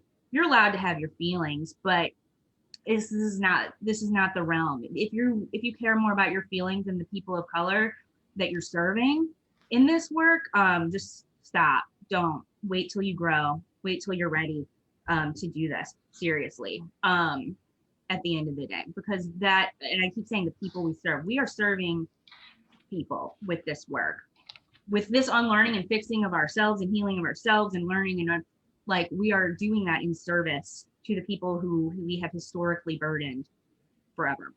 And I like to add that woke white people are making it way more difficult to do this work. Yeah, because sometimes they have certain type of ideologies, like I'm doing this, and they're doing it for the wrong reasons. So it's kind of in their heart they are. Yeah, and that's causing us to have to go back from the start, because it's like having a group of woke white people creating policies about people that don't look like them without inviting them to the table, so they can go home and pat themselves on the back like, yo, I'm doing a service. Like, no, you're not. Yeah. At all. Yeah, like who are you listening to? One of the things that I read, a really great article. Oh, damn, I don't know her name. I can't remember her name. It's Nicole something or other. Anyway, she talked about, it was a Black woman. She's a professor, and she was talking about a discussion she'd had with her students, so college age students, about the cancel culture and like calling people out, and how there's a difference between somebody who's just calling people out because they're just not doing it right, or they're not doing it the way you would do it, or whatever, but there's no actual like knowledge or care behind it. And calling someone in, which would be like, hey, like, I see that you care about this, and you know, we need to get on the same page here. The way I look at it is like when we're all on the same team, like you just said, Kyle, it's somebody who's going to come at me and be like, I'm super woke, you shouldn't, you know, do that or say this, or you shouldn't have a BLM sign in your window that's performative or whatever. Like, what, everybody's entitled to their opinions, but when it comes to listening to the voices of people of color who've expressed, that's what we as a white people in this space must default to. Not what do I think about this, but what am I being communicated to? You know, what am I learning? You know, compared to how I feel. You're always going to go with what you learned from the voice of somebody of color, because it's not about our feelings here. We can't sit here and be like pansy about it. Come on. We're talking about people's lives. And when somebody says, I'm hurt by this, I don't like this, we have to elevate that for them, you know? So yeah, just to kind of, you're right, Kyle. I love, and also just side note, we're glasses twins. So I know we both have good taste. So for the sake of time, I appreciate you all for having this tough, again, conversation, but it was definitely needed. And I know, Adam, that you have a short amount of time too, but I do want to highlight before we end, because I don't want white people to see this and be like, I'm an ally and I'm going to get into this work, because I do want them to know that it is hard work. So can y'all please elaborate a little bit on how this has affected your life? And even though it has affected your life, why do you still do it? And we're going to end on that. Adam, go ahead and close us out. You go ahead. Let's let Adam go first, so then he can, end if he has to. But go ahead, Adam. Yeah, sorry, I have another job to go to. That's why Shavana's saying I have limited time, but I appreciate this, and I appreciate the conversation. All you guys' perspectives is really great to hear. It's changed my life for the better. Ultimately, it's hard work to me in the same way that going to therapy is hard work, because you're trying to dig down into deep, painful stuff that's built into you from early on in your life, and you're trying to slog through it and change it, and it's slow and it's painful and it's embarrassing at times, and it's uncomfortable. You put yourself in spaces that are uncomfortable, and for me, even just going to my first protest was a really uncomfortable thing for me. Like, as physically, it was uncomfortable. I didn't know if I was being authentic, and I was really struggled with doing it, and ultimately I'm I guess, again, coming back to, like, I feel better when I show up, and I feel better like seeing what's going on in the world and seeing the news and knowing that at least I'm taking some steps that I know are in the right direction, and that I know there's a lot more that I can be doing, and I hope to keep growing and pushing towards that. I guess it changes. It's a temporary discomfort or a temporary bad feeling that's worth it in the long run for me, because to just feel like I'm on a path to becoming a better person and to making the community around me a better place for everyone. So I try and keep that in mind on the day-to-day level, when there might be small decisions or things that are hard to make or hard conversations to have. That temporary discomfort and unease is worth the long-term goal of being better and making the community around me better, and hopefully getting to this place we're all talking about, where there is equity, where the color of your skin doesn't determine all these outcomes that we see. So yeah, that's where I'm coming from. I am going to jump off. I'm sorry, you guys, to skip out a little early. But thank you so much, Adam. I appreciate you being here. Yeah, I appreciate the support also. Nice meeting all you guys. All right. Bye, Adam. Thanks. You. But what about you, Cal? How has this affected your life, this work? And even with all it has affected, why do you still do it? Yeah, so as I mentioned, I came into this work not expecting this to be something I care about, right? I attended St. Louis Community College, Forest Valley, which is the only higher institution of learning in Ferguson. And during attending, I was SGA president at this campus during all this unrest, and so this was the first time in my life that I just sat and listened and didn't interject. Like, well, if they could have just listened. And I remember I had a random conversation in the financial aid department with like an older Black lady that was like, yeah, this happens all the time. Like there's kids that be cutting through the apartment complex to get to the bus stop and they're getting harassed. And it made me kind of like sit and be like, I've never experienced that. And if they wouldn't have brought that to my attention, that wouldn't have been a part of my reality. And so when I got to campus, I started building authentic relationships with people who don't look like me, like Black folks that are like, they're about to be the homies until I die. And I realized that there's so many disparities, so many barriers that like I've never realized are there that are impacting their lives in the now. And so how has it impacted my life? It gave me a new perspective. Growing up poor, I thought that all I wanted in life was to, get a business degree, make hella money, and do what rich people do, like whatever that means. Right. But I want to be wealthy spiritually. I want to feel full in here, because then it doesn't matter what I have or what I don't have. And so why do I do it? I do it because, I don't know why, but it feels like it's right. It feels like I feel more alive. I'm doing this work than just making bread.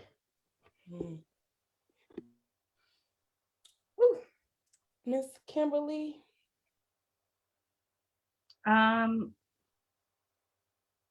What? So how is this work impacting my life? How has it affected your life? Like not even just your life. I mean, maybe even the relationships between you and other people. I know like sometimes you get to this set and you get to like you fighting for racism and you might have family members who want to cut you off. Like, I'm done. Yeah, that does happen for a lot of white and mixed race families for sure. And that's hard. We would need a whole other hour to talk about navigating that, how to deal with, drunk uncle at Thanksgiving or whatever. I feel like, yes, when you're entering into this, I'm just going to talk about my own experience, and it has definitely made me more sensitive to others. So when other people, so I listen, I seek out other people's stories. I don't just read what one person recommended to me. I will seek out information because it's my responsibility as a person on this planet to be as educated as possible and to do less harm. I have learned through this work how to hold myself accountable for the mistakes I've made, and trust there are some you know, I have done some dumb stuff where I look back and I remember thinking I was so righteous in that moment, and I look back and I'm like, wow, that was really insensitive, that was really rude and just not the right thing to do. And acknowledging that making mistakes in this work for me isn't really a reflection of me as a person. It's not a reflection of my heart. It's not a reflection of my intentions, because we know impacts trumps intentions. And so you can't take things personally. When you make a mistake in this work, which most of this work is just making mistakes, unfortunately. Yep. And that's a hard truth, but being able to learn how to hold myself accountable, learn how to care enough to make an authentic apology, learning how to set a good example, a positive example for my community and for the people who are looking to me, has been really important, because while the bulk of this work is internal and it sucks and it's hard, and if you are just getting into it, like, strap in, because this is a bumpy ride and it never stops so far. Like, I literally never like starts getting easier. It's always like the more you know, the more like the more you realize you don't know and you feel like shit. But so it's being able to to really reflect on myself and know that we do this in service to others. We do this for morality. We listen to the voices of, and we're informed by the voices of people of color, but we do not burden them and seek them out to interview them. We do our own research, and then we act on that and hold myself accountable to a standard and a responsibility of doing the right thing for the right reasons. That's called integrity. And being sensitive to others. At the end of the day, like that's kind of like the first big skill you get out of this work. And that has definitely been the case for me. In terms of relationships with other people, they have become so rich. I had a lot of, when I think of the things I said to my friends who are Black or people of color in the past, I've put my tail between my legs. I feel so stupid. I was raised colorblind, like a lot of us white people have been. Color doesn't matter. We're all equal, blah, blah, blah. I have said horrible things in hindsight that were real microaggression. I have done some atrocious microaggressions, and learning about that and being able to shed that shame so that I can process the guilt so I can make sure those things don't happen again. You know what I mean? And that's kind of something I learned from the Advocacy Builders program. And I know we talk about that a lot in this work. But being able to sit with my uncomfortable missteps and realizing that this is not me as a person, me owning this is me as a person, me taking a step forward and saying, how can I fix this really problematic thing I did or said and move forward with this in a way that heals and helps this progress of this movement and doesn't hold it down or hold it back. What can I let go of here? A lot of this is letting go of shame, letting go of your mistakes, and owning. You start to own more of yourself, and people are attracted to that. I have my friendships are richer. My friendships are more authentic. My friendships are more vulnerable now, not only with people of color, but, everyone. Because I can be, I know that's a popular idiom, real recognizes real. And when someone knows that you are not doing this performatively, you are really, like you said, Deanna, you're trying to learn something new, and, it's gonna not always be perfect, and being open to that, like you just get back so much as an individual, and for yourself, so it's only good. I mean, yeah, you feel like shit the whole time you're doing it about yourself, but like the payoff, I think Adam was saying it, maybe it was you, Kyle, like the payoff is much greater to know that, like, not only are you possibly making a difference in this world, hopefully, and you're setting a good example and that you're living morally or whatever, but that like you actually get, you get from this, you get a richer life, and then you go and apologize to all your friends that you said, you don't seem Black, and look like an idiot for a few years, but then, eventually it gets better. It gets better. But like you said, and then you're gaining relationships, authentic relationships with people that can support you.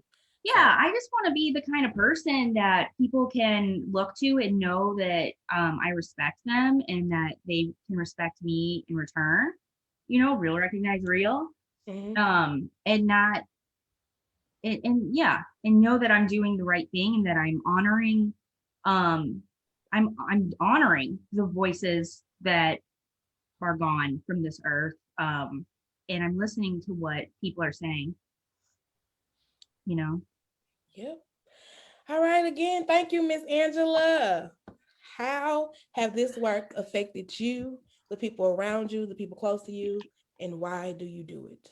Yeah, so I think for me, it's very much so honestly a twofold answer for myself. So uh, I started doing this work selfishly for my child's father and his family now. So I think as um,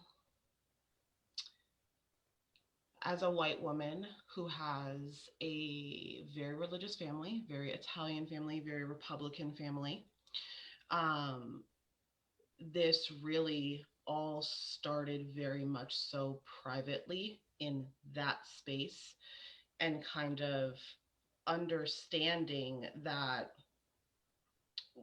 with starting this work selfishly, if my daughter wasn't my daughter, you are someone's daughter. You know what I'm saying? To have this, to be able to hold this kind of privilege and not do the work while other people's sons and daughters are out there experiencing this, would be completely selfish, quite frankly. But something that I have learned is that, not everybody is going to see. I actually disagree with some of the stuff that Kim and Kyle were talking about before, with it solely being on white people to speak to other white people.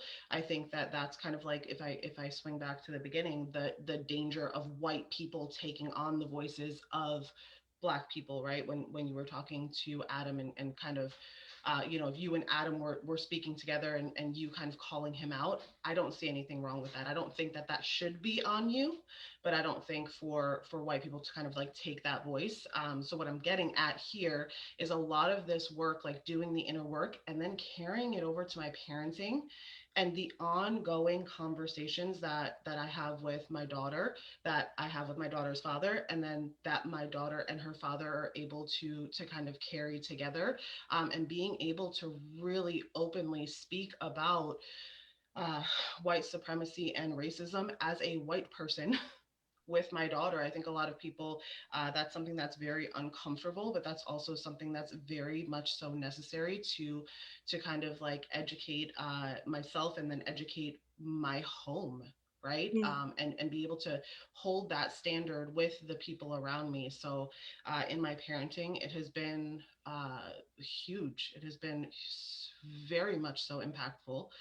Can I jump in real quick? Because I want to clarify and make sure. So with what I think with what Kim and Cal was saying is like, have the authentic relationships with Black people and have the conversations. And if I'm telling you how I'm feeling and what my experiences is, you can take that and still be a voice to go to the seat where I am not able to sit and speak on my behalf. So that's not taking my voice. Like she said, that's amplifying it, because I can't sit at a table with some people, or I can't be in a place with someone. So when you go behind those closed doors and I'm not there, you're saying, hey, no, for my friend's sake or my people's sake that I love or care about, or people, period, not even because we got an authentic relationship with them, because that's another one. Just because you know Black people don't mean that's to only be the reason why you're in the work. You know, not to shame anybody, but I'm just saying, if you're talking about being authentic, it should be because you care for people. Like you said, just because I'm someone's daughter, or because I'm someone's mother, or because I'm someone's father. So don't just take, like, you're taking what I'm telling you because you've heard what I've said and you're going to these seats. So you're not taking my voice, you're amplifying it because I can't be there. They don't want me there, but you're there. You're like, nah, that ain't right. This is wrong. So that, I think that's kind of where they were coming from. Not taking it like we are in the work, but it shouldn't, like you said, you shouldn't be seeking me out because I'm Black and saying, hey, you Black girl, come tell me why you feel like that about racism, or what you feel about this. No, like I don't want to talk about it because I'm tired of talking about it. I'm tired of experiencing it. So I really don't want to talk about it. Like, I'm tired. I'm drained. I see it every day on TV. I have to talk to my own family about it. So to come to me as a privileged ass, I'm not trying to be as a privileged ass white person, and you want to tell me, you want to hear my struggle. How authentic really are you trying to be? Like, I don't want to tell you my struggle. I'm struggling still to this day. Like, it's happening, right? Sorry, y'all. I've been watching a lot of news. I ain't not trying to yell at nobody. I ain't trying to be the angry Black person, but it's just, it's tiring. We're tired. I'm tired. I can't, like I said, I ain't speaking for every Black person, because some Black people probably want to talk to white people and they want to be in a space to tell you how they feel. But some of us ain't got the time. We ain't got the necessity because we're dealing with what we're dealing with in the Black community. And that's where I am. I'm like, I love y'all. Like, we could be friends, we could be cool, all of that. But at the same time, my focus is on my people, because I know what they're struggling and how they're struggling. And I'm trying to help them before I come trying to tell you about yo I'm sorry, I can't. So absolutely. I think I love that they're talking about taking the voice from me because I'm trying to deal with this back here and putting it in places where they know they don't want me anyway. Absolutely. Yeah, and Angela, you're right. We should not be just real quick, yeah, go ahead.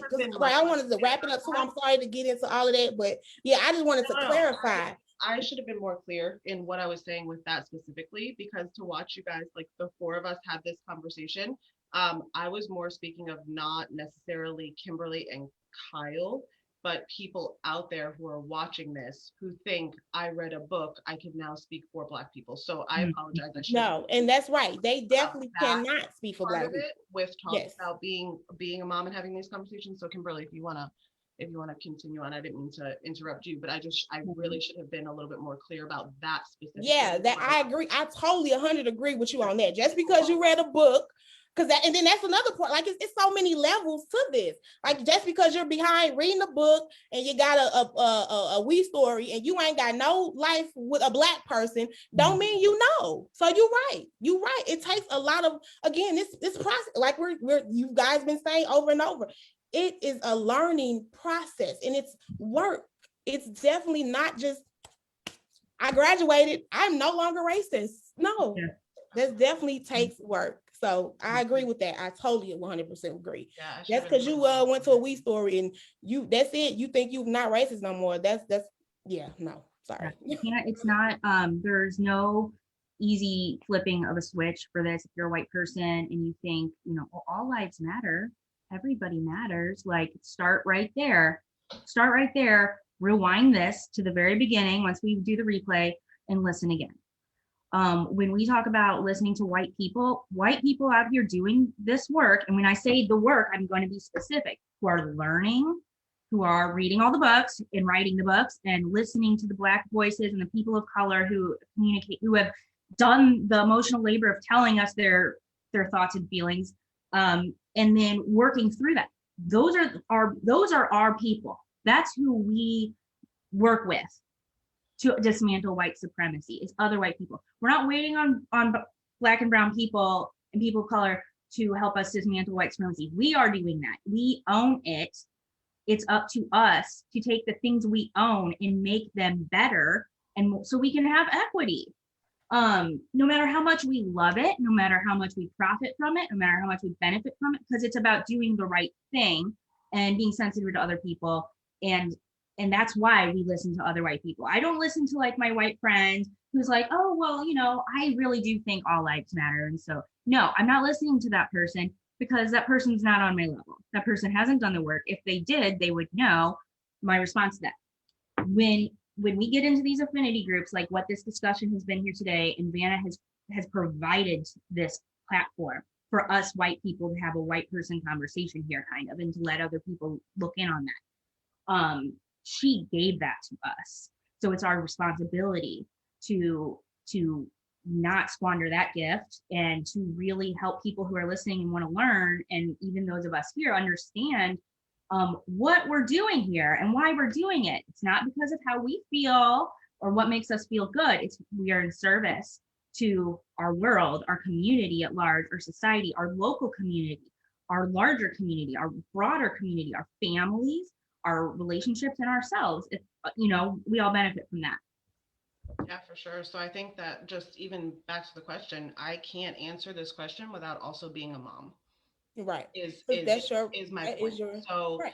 That's your experience. To have that as a white woman, and to think of, and again, I should have been much more clear about what I was saying before, to have these open conversations with my 13-year-old, and to feel that that there are some white people speaking for or over her as to what she thinks. It just goes back to kind of, Vanna, what you were saying about not all Black people think the same, right? So just like being open and listening. Something else that this has really impacted me, I guess two other things, is understanding that this work is completely heart-based. I don't know who said it, maybe Kyle. Somebody said that this work is completely, it has to be heart-centered, right? It has to be like, you have to do this work, you have to do the undoing, you have to do the relearning, you have to do the listening, but you have to follow your heart. There is no manual right now. You know what's right or wrong. You know what feels, and it's not about feeling good, like what Kimberly said, none of it feels good. It feels disgusting, right? But it's about where is your heart leading you with this work, right? So just to kind of like finish this off with what with the work that I have specifically put in, and the implementing around me, and the being able to just be the support. Again, I have up until recently very much so done this work behind the scenes, because that's where I personally believe it belongs, right?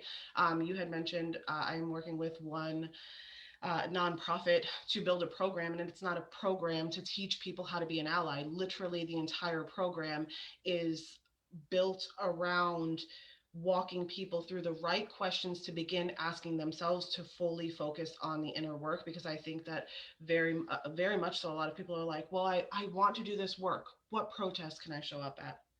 Right? It's very much so that mentality, where for me personally, and especially just being a mom, it's the knowing the inner work, and then going and having the tough conversations, knowing the inner work and following your heart with this specific work, and then going out and acting upon it, just like kind of like Kimberly said before. So for me, it's like it's a little bit of a different experience, because I am a mom as well, Mm-hmm. right? So it's just that. And you're a mom of a biracial daughter. Yes. Right. I feel like I'm gonna have to push back just a little bit, and explain like why that's kind of problematic from my position as an anti-racist. When your words, what? No, I was just telling Cal, sorry. No, go ahead. No, go ahead, When your words and your behaviors don't align, that's not something we can reconcile in our heart. So when an Indigenous person says the word savage is like the N-word to me, it's problematic. And then you say, I don't want to change it because I don't feel in my heart I should have to. And then if a white person were to say that same thing to you, and you would say, no, go suck an egg, we really have to look at each other closely when we're in this anti-racism space and identify when somebody's words and behaviors aren't aligned. So I just have a hard time. Like, that's a little bit, I have to push back a little bit on that, because your words and your actions aren't aligned. Yeah, sure. So I never told anyone to suck an egg. Is that? No, I'm paraphrasing. Okay. So that's actually something that I have thought of, had conversations with people about, have been white people or Indigenous very people? Open about white people. What? White people or Indigenous people? Indigenous people, people of color. I've had open conversations with this about. And do you listen to the voices that say that that's a problem, or do you listen to the opinions that align with yours? Do I listen to the voices of, do I call people a savage? No. Have I? Do you call yourself that? I absolutely do. You're a people. You're a person. Absolutely, I am. You do call a person a savage. Do I go out and am I using that word to describe other people? I could call myself an N-word, but I'm not using it for other people. That's not okay. That word doesn't belong to me. You also understand the pop culture around it. For me to call for Black culture, do you mean pop culture, or do you mean Black culture? For Black culture, for the word savage? Or yeah, do you understand the difference between a Black person using that word to describe themselves and a white person using it and profiting off of it, like you do? I don't profit off my hashtag. You do. You sell things on your social media, so everybody that looks at that follows you is another set of eyes on your sales post. So you are profiting socially and financially off of that. So I just want to make sure you understand the difference between why a brown or Black person can use that word, and it might be problematic for a white woman to do that, to describe herself. Am I allowed to speak as well? Or do you understand the difference? Have this conversation on the Hood Talk podcast. I absolutely understand the difference. Yep. However, can you explain that so that people watching might understand it too? Explain what? You said you understand the difference. Can you explain that so people watching can understand too? Can I explain why I have decided to keep that as a hashtag? Is that what you're asking me? No, I'm asking you to explain the difference between a Black or brown person using that word to describe themselves and a white Oh, woman. absolutely. Yes, yes, yes. So so historically speaking, white people have used that word in a colonizer type way to downgrade, degrade people who are indigenous. Is that what do you want the definition? Is that what you're asking? No. I want you to explain to somebody watching who might not know why you think it's okay for yourself to call yourself that, a word that doesn't belong to us, and what the difference is between a white woman calling herself that and a person of color calling themselves that. What's the difference between you calling yourself a savage and a brown person, Rihanna, calling herself a savage? The fact that I am a white person. Right. So what's the difference between you calling yourself a savage and Rihanna calling herself a savage? She's because brown. Historically speaking, white people, it is a colonizer term that white people have used to degrade other people. So that's okay for you to call yourself it. Is that what you're saying? Like, because it's a term that's been used historically by white people to oppress and commit genocide forever, it's okay. Do you feel like that's the reason it's okay for you, a white woman, to use it in No, I'm answering your question about why that would be the difference, because I am a white woman. Mm-hmm. So why is it okay for you to do it? Because I am not using it in a way, Vanna. if she is going to just continue to come at me and ask me the same question that I'm answering over and over, I have no problem answering it, I promise.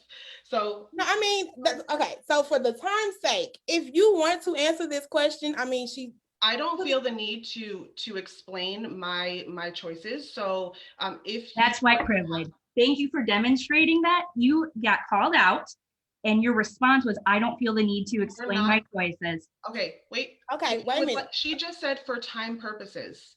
Mm-hmm. So if you would like me to go through the whole thought process over a 7-month time period that I had conversations and educated myself and why I decided to keep the hashtag, I can absolutely do that for you. But we will also have to go over the long message that you sent me. Mm-hmm.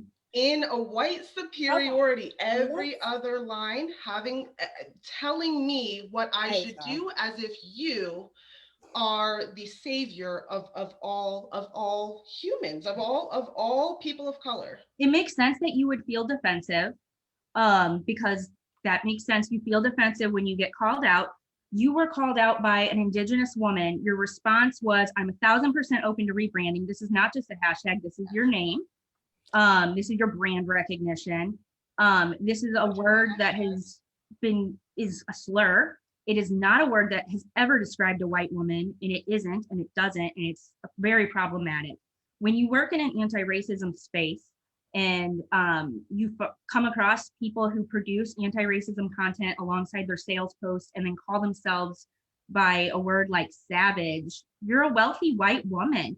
And your reasoning that you provided was that you weren't always, and that you've overcome a lot of challenges like a savage would do. All you have to do, Angela, is crack a thesaurus and find a word that doesn't hurt anybody, that you can feel in your heart identifies you.